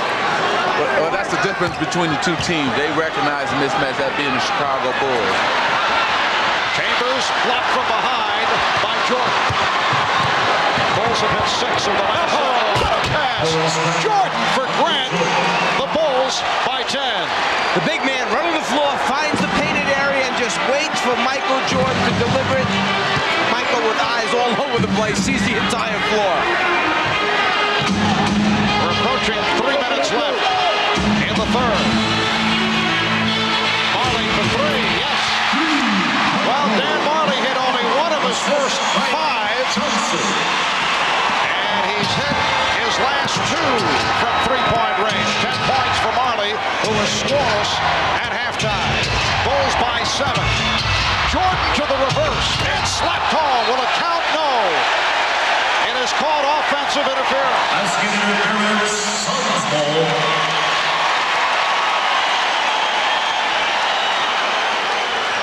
Michael just tries to get it up on the glass, hoping something good will happen. Grant comes from the offside to follow up, but the ball is in the cylinder. Therefore, the basket is taken away. Good call. Danny Ainge with a good-looking drive to bring Phoenix within 5. 2.5 left in the third. Pippen. Crowd wanted to travel. Jordan. He's been off. Frank Johnson draws the reach in. Frank Johnson again has come on and done a nice job because Kevin Johnson once again has been ineffective. Well, the last 2 baskets have been through penetration. That time you got Danny Ainge going in for a layup, and the one before that, Frank Johnson penetrated, kicked it out to Dan Marley for the 3. So penetration is paying off for the Phoenix Suns. Johnson, yes. The Bulls by 3. Now you see Phoenix picking apart the Bulls defense the way Chicago had been picking their defense apart. The steal by Marley. Johnson with Barkley. Barkley brings Phoenix within 1. Phil Jackson wants to talk it over.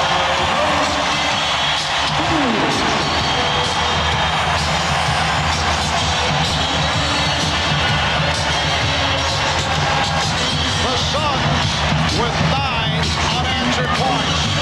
They've hit their last 6 shots, and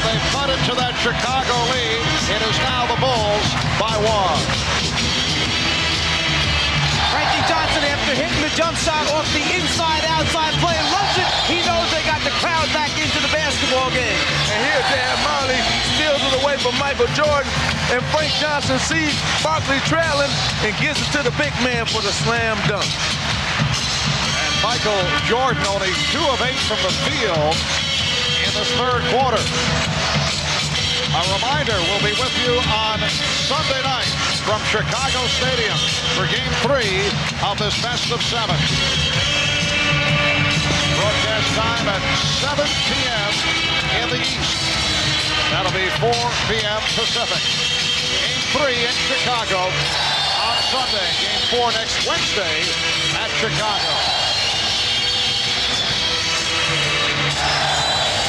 A minute 45 remaining third quarter. The Bulls at 1 point in the first half, led by as many as 14. Phoenix closing in the second quarter with that 10-2 run. Bulls able to extend the lead here in the third, and again, the Suns have managed to come back. Magic, is this a tough call right now? You've got your point guard, Kevin Johnson, who's on the bench. The team is making the run without him. How long do you leave him there before all of a sudden you're concerned about, have we hurt somebody's feelings, and is he going to have his head down because he's not in the game? You can't worry about feelings. You can't worry about anything. The team is playing better with him being on the bench. You got to leave Frank Johnson out there because this crowd is into it. The momentum is in Phoenix Suns' hand right now. So, hey, forget feelings. We got to win this game. That's what Paul Westphal is saying. The Bulls 83. The Suns 82. Jordan.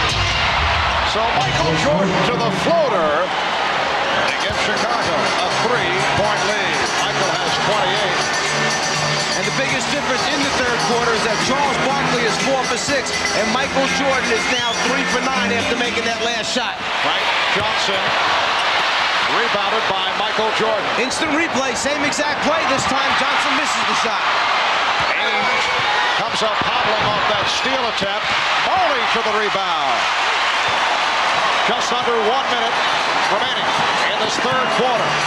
Phoenix with the ball trailing by 3. The last time they led was back in the first quarter by the score of 19-17. Barkley works off a double team. Barkley, oh, look out. He landed hard. Charles Barkley going for the rebound, shake it up, but will hang in. Looks like he hurt his right elbow. It will be Chicago ball. First thing he does is bust through a double team to give himself some space to get a shot off. An incredible effort. And then Barkley going after it. His legs go out from under him, and he hits hard to the floor. Well, I think his teammate right here, see, Frank Johnson is up under him, so he had nowhere to come down, and that's why he hit the floor hard. Barkley wants to stay in. He is hurting. The reverse. Michael Jordan has 30. The Bulls now lead 87-82. The right arm of Charles Barkley is bothering him. He came down hard from a ways up. That's a big man landing on that forearm elbow area, and he's still trying to shake it off. 15 seconds left in the third.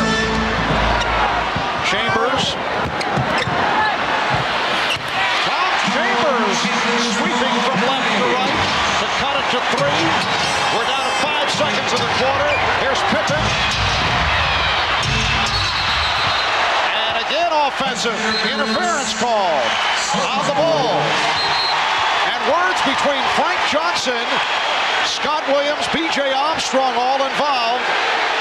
Michael Jordan trying to calm his teammates down. And the officials also looking to settle things down. Well, Frank Johnson is saying, hey, I apologize on Wednesday. I'm not apologizing tonight. And what happened was they all fell on the ground right here. And then at the end of it, I think it was a little pushing and shoving. And then Michael Jordan tried to calm everybody down. Frank Johnson was still upset. So I think everything is clear now. Jake O'Donnell will settle everybody down and get back to playing basketball. Oliver Miller pegs it in. Here's Barkley firing.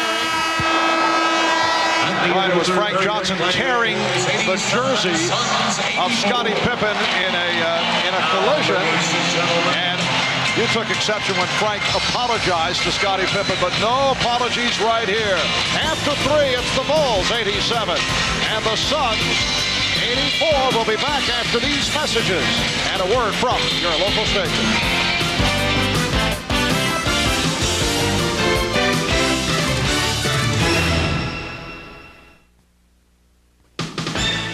This copyrighted telecast of the National Basketball Association may not be retransmitted, reproduced, or rebroadcast without the express written consent of the NBA.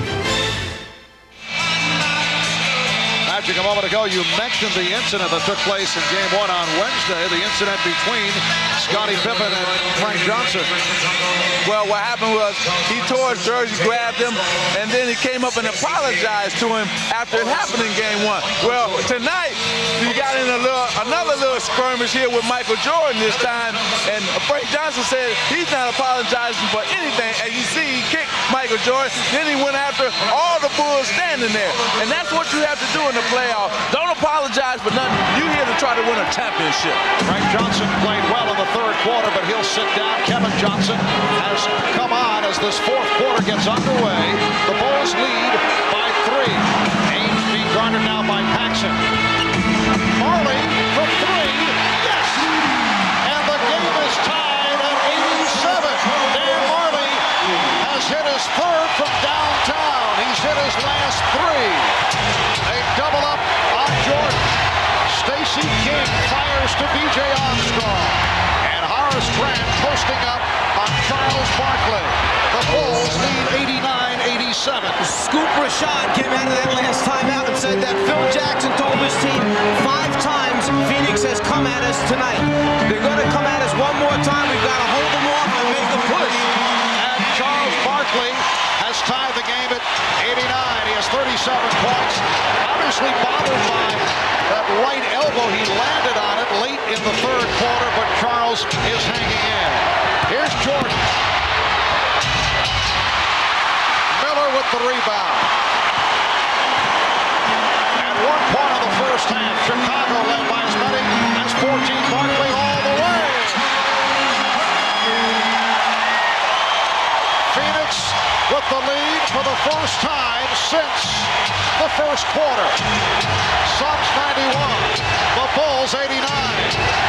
B.J. Armstrong dumps it off. Horace Grant rejected, but hits on the recovery, and the game is tied at 91. Sometimes as a player and a superstar, you got to take the team and put them on their back, much like Charles Barkley is doing right now for the Phoenix Suns. Illegal defense called for the first time. For more on Charles Barkley, let's go over to Hannah Storm at the Phoenix bench. Well, Marv, you're correct in saying that Charles Barkley did injure that right elbow when he fell to the floor just a few moments ago. During the timeout, he was treated by trainer Joe Prosky. They iced the elbow, they put cold spray on it, and they will continue to ice it during the timeouts. But Charles determined to stay in and win this game, Marv. Thank you, Hannah. Game tied at 91, 2 minutes gone by in the fourth.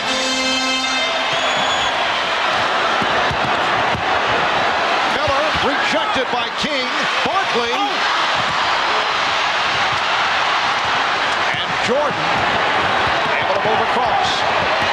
Armstrong for 3. Knocked away by Johnson.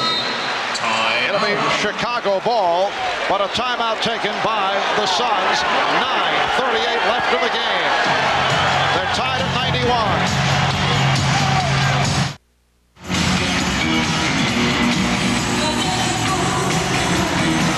Nice move by the Gorilla here at the America West Arena. A new era began for the Phoenix Suns back in early November when this arena opened. Capacity 19,023. Michael Jordan getting a rest. It will be brief. Sitting down with 30 points. Charles Barkley leading the Suns with 39. The Suns and the Bulls tied at 91. 9.5 remaining in And the fourth quarter. In that last timeout, Chicago most concerned about rebounding the basketball. They're standing and watching, not going after it. Phoenix has become the aggressor. Stacey King could not hit. Rebounded by Dan Marley.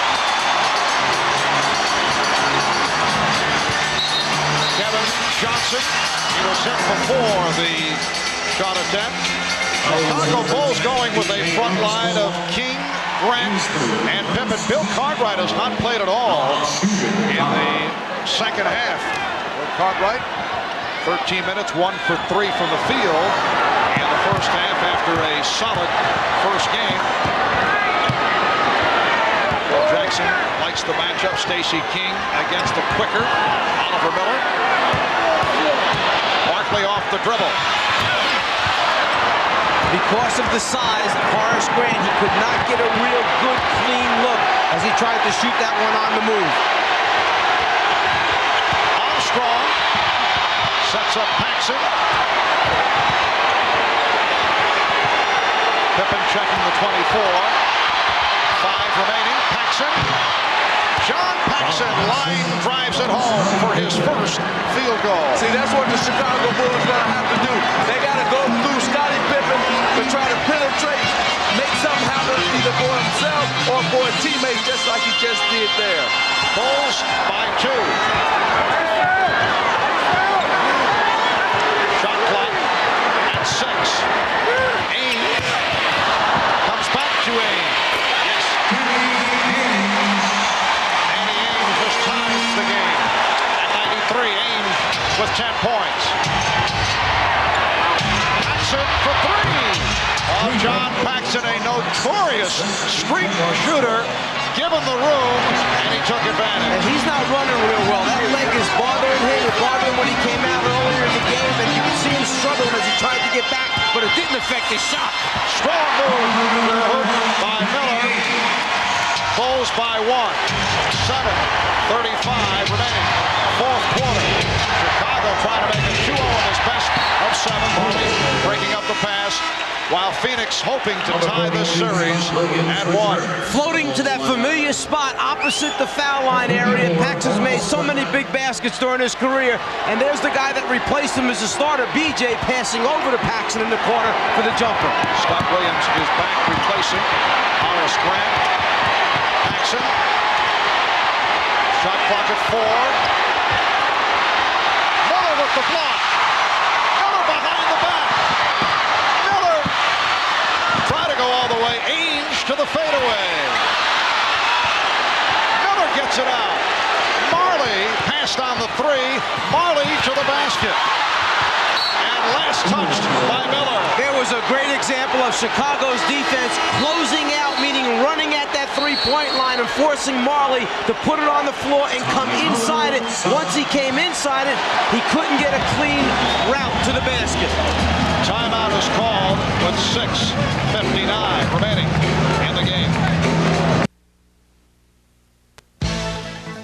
Miller Genuine Draft presents Genuine Moments. This Miller moment takes us back to the 1981 finals. It was Larry Bird in only his second season leading the way as the Boston Celtics defeated the Houston Rockets in 6 games for Bird, his first NBA championship. And at the time, 14th overall for the storied Celtic franchise. In recognition of this moment, Miller Genuine Draft will donate $1,000 to the Thurgood Marshall Scholarship Fund. It is Chicago ball as we resume. They lead 96-95, just under 7 minutes remaining of the game. Michael Jordan has returned.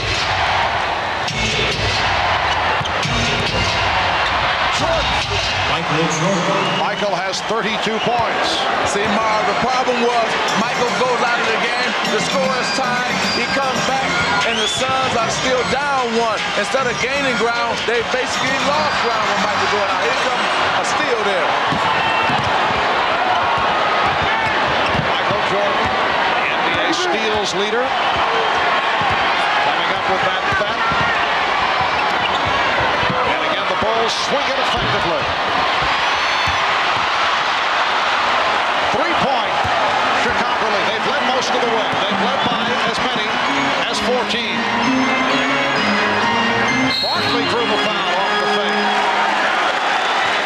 back to a moment ago, Magic was talking about when Michael Jordan steps back on the floor, you have to pay special attention.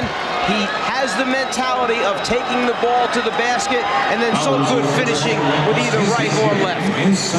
Second team number 24, Tom Chambers, returns to the Suns. Tom Chambers, Number 25, Oliver Miller. replacing Oliver Miller.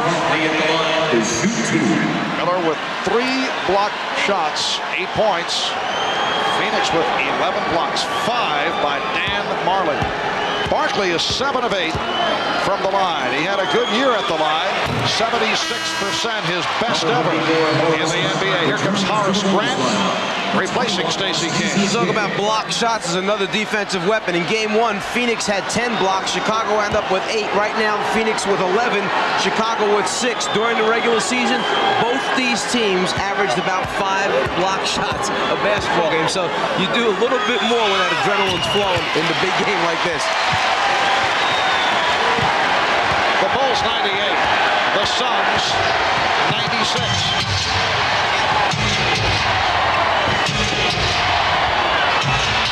Jordan. He's getting good looks. Oh yeah, see, Phil Jackson knew that was the right time to rest Michael. Now bring him back with 6 minutes to go and have him take over the game. Johnson and Williams rebounds. The Bulls with the ball and a 4-point lead. Jordan. Oh, rebounded by Chambers. Phoenix on the run. Barkley from Johnson. He came up short. He's claiming that he was fouled, pleading his case to Jack Madden. Pippen passed on the shot. And Jake O'Donnell blows the whistle. Let's go back to what Charles Barkley is complaining about right now as he tries to finish off the play. The hand in the face is what Charles is claiming took place. He wants to know why no foul is called. Barkley on the drive, the swipe attempt by Jordan. Charles saying, hey, I should be shooting a couple free throws, but no sympathy. And a foul called on Tom Chambers, giving Chicago a new 24.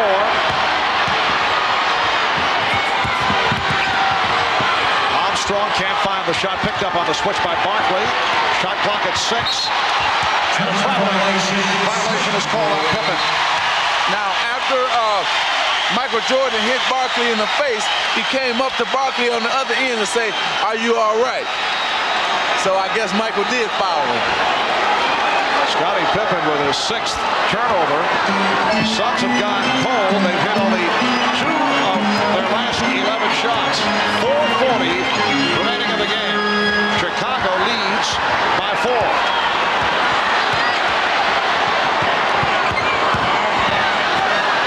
Ainge for 3. Barkley missed the tip. And Armstrong gets to it. You see gang rebounding by Chicago. Everybody tries to help out. And Jordan able to finish it off. And the foul. Beautiful fast break executed. The foul was called on Kevin Johnson. Now the key to this fast break is B.J. Armstrong, because watch him lift off the man who was guarding Michael Jordan, and he lifted him off and then came right back to him. Beautiful move by B.J. to set up Michael Jordan. And the difference in this game right now is going to come down to half-court execution, and we know already who is the better half-court team, which is the Chicago Bulls. So Phoenix is going to have to execute here in that half-court if they're going to win this game. And Frank Johnson has come on for Kevin Johnson. Frank Johnson played well earlier. Kevin Johnson again has been ineffective. Frank Johnson, though, called for the travel.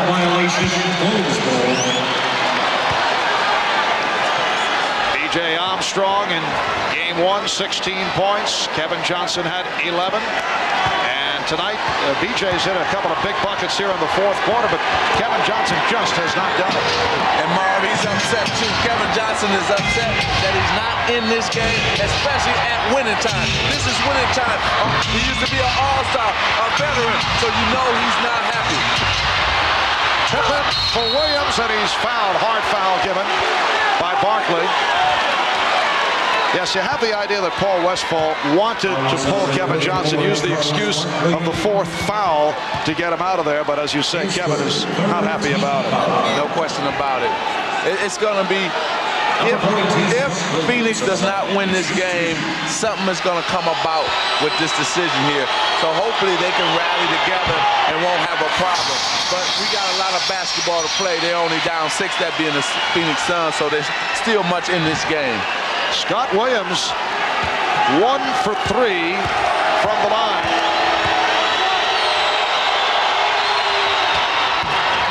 And the Bulls having the difficulties at the line, but a key rebound by Horace Grant. Here's the mismatch. Frankie Johnson trying to guard Pippen at almost an illegal defense, or it should have been called against Phoenix as Chambers went over to double team, but there was no basketball there.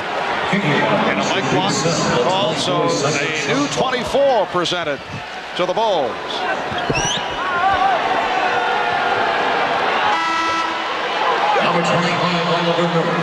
Oliver Miller returns, and Charles Barkley will sit down. I would think this will be a brief rest. Barkley departing with 40 points, 13 rebounds. Bulls with the ball and a 6-point lead. Ainge now guarding Pippen. Here's Grant. Last touch by Chicago. Phoenix requesting a 20-second timeout with 3:14 remaining in this 4th quarter. And the Bulls up 102-96. A reminder tonight, following your late local news, don't miss the Tonight Show with Jay Leno as singer Johnny Mathis joins Jay, and then late night with David Letterman, his guest lineup including Billy Crystal, followed by a full slate of videos on Friday Night Videos. All tonight right here on NBC. And on the West Coast, NBA Stories, hosted by Bob Costas, following the Bulls and the Suns. Charles Barkley back on the floor. This series may be coming down to these moments. Chicago trying to go 2-0 with the scene shifting back to Chicago for Game 3 on Sunday. And the Suns trying to tie it and one apiece. Suns have missed their last 6 shots. Chambers. And it will be Phoenix ball, and Tom Chambers upset. He wanted a goaltend. It wasn't even close. What happened was Scott Williams saw that he couldn't get the rebound, so he just knocked it out of bounds. Here it is right here. See, he's just going to knock it out of bounds after it came off the rim. Timeout is being taken with 2 minutes and 57 seconds remaining in the game. The NBA on NBC is brought to you by Mazda. Mazda, it just feels right.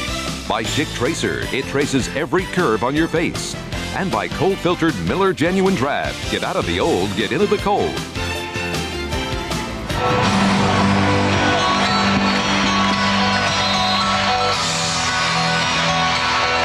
Back in Phoenix, Marv Albert, Mike Fratello, Magic Johnson, 2:57 remaining in the game. The Bulls 102 and the Suns 96. Kevin Johnson remaining on the bench, with Paul Westphal opting for the veteran, Frank Johnson. The only way you can look at this is you can't make it a personal thing. It's the team trying to win. Coaches are forced into making difficult decisions. You got to go with what's working for you. And the best thing that KJ can do is understand this, accept it, and do everything possible to get this team back in the series. Ainge on the recovery. Barkley. So Charles will go to the line. Scottie Pippen called for his 4th. Understanding that he has to get to the free throw line and stop the clock. Barkley with the ball fake. Pippen smart enough to realize I cannot let him get the shot off. So he smothers him, forces Charles to the ground. Well, Phoenix is still doing an excellent job on the offensive board. Right now, that gave them their 15th, I think, offensive rebound. And you need offensive rebounds when you're not shooting the ball well. is 9 for 11 from the line. Foul situation, 4-piece on Pippen. And Williams, 4-piece on Chambers. And Kevin Johnson. Bulls 102. The Suns 98. 2 minutes 40 seconds. Remaining fourth quarter. The matchup is Eames on Pippen. Jordan to the fadeaway. Michael Jordan with another big shot. He has 38 points. But Marv, I can't believe his elevation is still that high at this point in the game. The man should be tired, but he elevated even higher to get that shot off. 6-point Chicago lead. Here's Marley. Way off. Magic, in New York, they checked him for the entire game in one of those Knicks games, and on an average, he elevated 30.5 inches on each jump shot that he took. To do it at the end of a game like that, very difficult. Unbelievable. Suns have missed their last 9 shot attempts. Shot clock down to 3. And a push called on Johnson.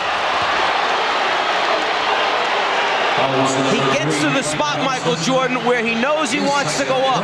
Then he gets a little fade, but the extra lift in his legs to give him the clean look at the rim. You know it's going in from the time it leaves his hands just by the way he used his legs. Non-shooting foul, 4th team foul on the Suns. Bulls have 3. Kevin Johnson has returned.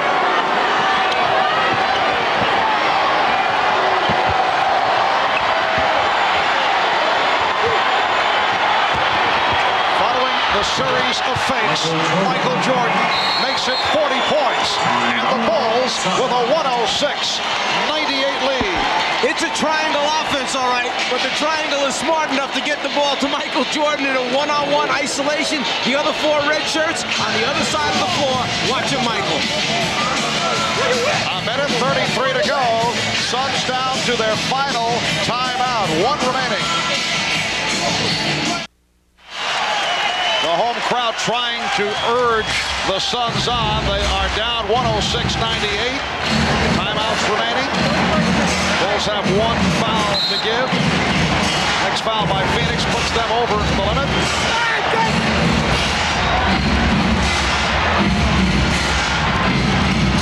Ainge for 3. Yes. Bulls 106. The Suns 101. That was a tough 3 because he almost lost control of the basketball as he received the pass. Still was able to secure it and get a shot off on a good look. Bulls looking to use the clock. 7 on the 24. Jordan. Chambers with the rebound. Michaels have a hot hand. In the fourth quarter, he'd hit 5 of 7 for that miss. Each around Pippen. What a move by Danny Ainge. 5 straight points by Ainge, and he's brought the Suns within 3. Well, Phil Jackson just said, look at the clock and let's slow this game down. He told his players, use the clock more. Shot clock at 10. 42 seconds to go in the fourth. Pippen. Rebound Chambers. Chicago has a foul to give. They better keep that in mind now and use it wisely. Oh, Kevin Johnson fortunate that Armstrong was called for that foul because Kevin lost the dribble off his foot.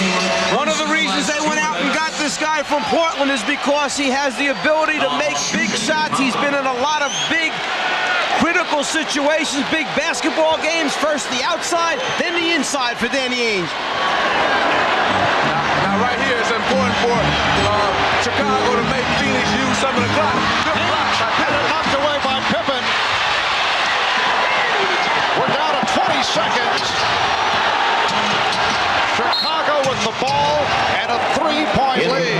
And the foul given by Kevin Johnson. I'm not sure that with this much time remaining on the 24-second clock and in the game that you've got to take a quick pass and try to get it up. You got 27 remaining in the game, 18 on the shot clock. Get a good high percentage shot. Well, I think when you live by the jump shot, you die by the jump shot, and that's what's going to happen right here. Scottie Pippen was 3 of 9 from the line in game 1. Tonight, 3 of 4. And And the Bulls now lead 107 to 103, 17 and 4/10 seconds remaining. I think if Phoenix lose this game, they're going to look back at when it was 9:38. The score was tied 91-91. Jordan went out. When he returned with 6:59, they were up 96-95. And now Michael has scored, 6 points since he returned and got them this lead. Timeout called. We'll be right back. On the handoff from KJ to Ainge, Pippen slides underneath it, and he has so much range that he is able to go underneath the guy that handed off KJ, still elevate and get a piece of that three-point attempt by Danny Ainge. In my opinion, an ill-advised shot at that time. Scottie Pippen has not had big numbers offensively, 14 points, but he's done it in other areas. That his second block. He's also collected 10 assists and 11 rebounds. Here's Ainge going right to the hoop. Bulls did not want to foul. 108, 105, down to 10 seconds, and the foul is given.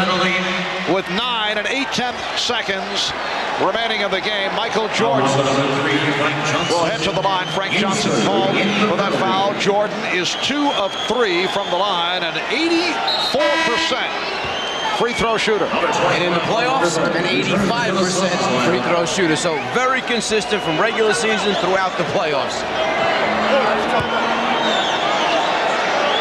Michael Jordan at the line, 1 plus the penalty for 2 shots.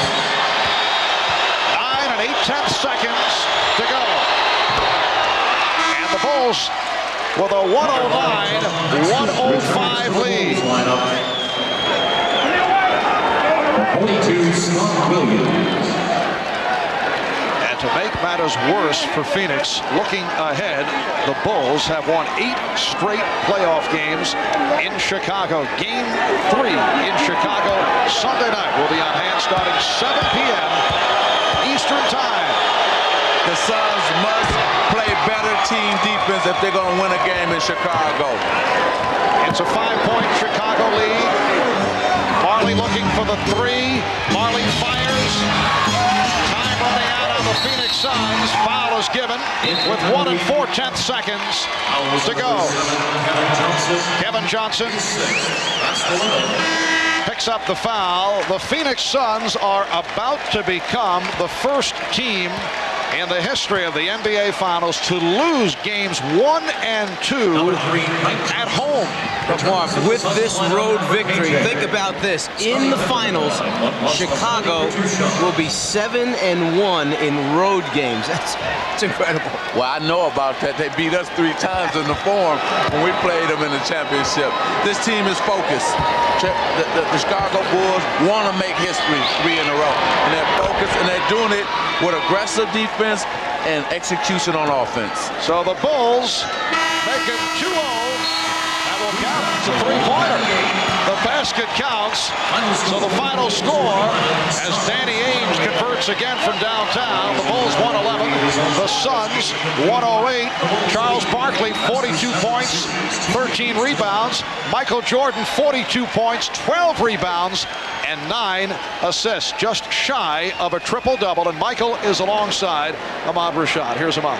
All right, thanks, Marv. Michael, you guys, just like defending champions, when the pressure was on you, you still were able to maintain your poise and still execute. Well, our experience once again paid off for us down the stretch. I mean, you're talking about a team who's been in this situation before, and they made a great push at us down the stretch, and we just went through our basic offense and executed down the stretch. Now, consciously, did you come in to take over the game just in the last part of the fourth quarter? When the score was tied 91 apiece, you come in, you guys shut the door on them.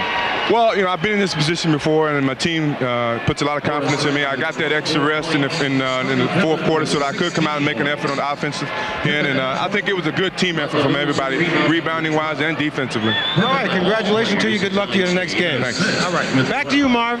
All right, Ahmad, look at the scoring rundown. The key men, Jordan with his 42 along with 12 rebounds, 9 assists. A triple-double for Scottie Pippen, 16 points, 12 assists, 12 rebounds, 24 points for Horace Grant on 10 of 13 shooting. Charles Barkley led the Suns with 42 along with 13 rebounds. Danny Ainge at 19. Final score once again, the Bulls 111, the Suns 108. It's a 2-0 lead in the best of 7 for Chicago. Join us Sunday night in the Windy City, 7 p.m. Eastern Time. That'll be Game 3 of the NBA Final Series. That's Sunday night, starting at 7 in the East. Tonight, following your late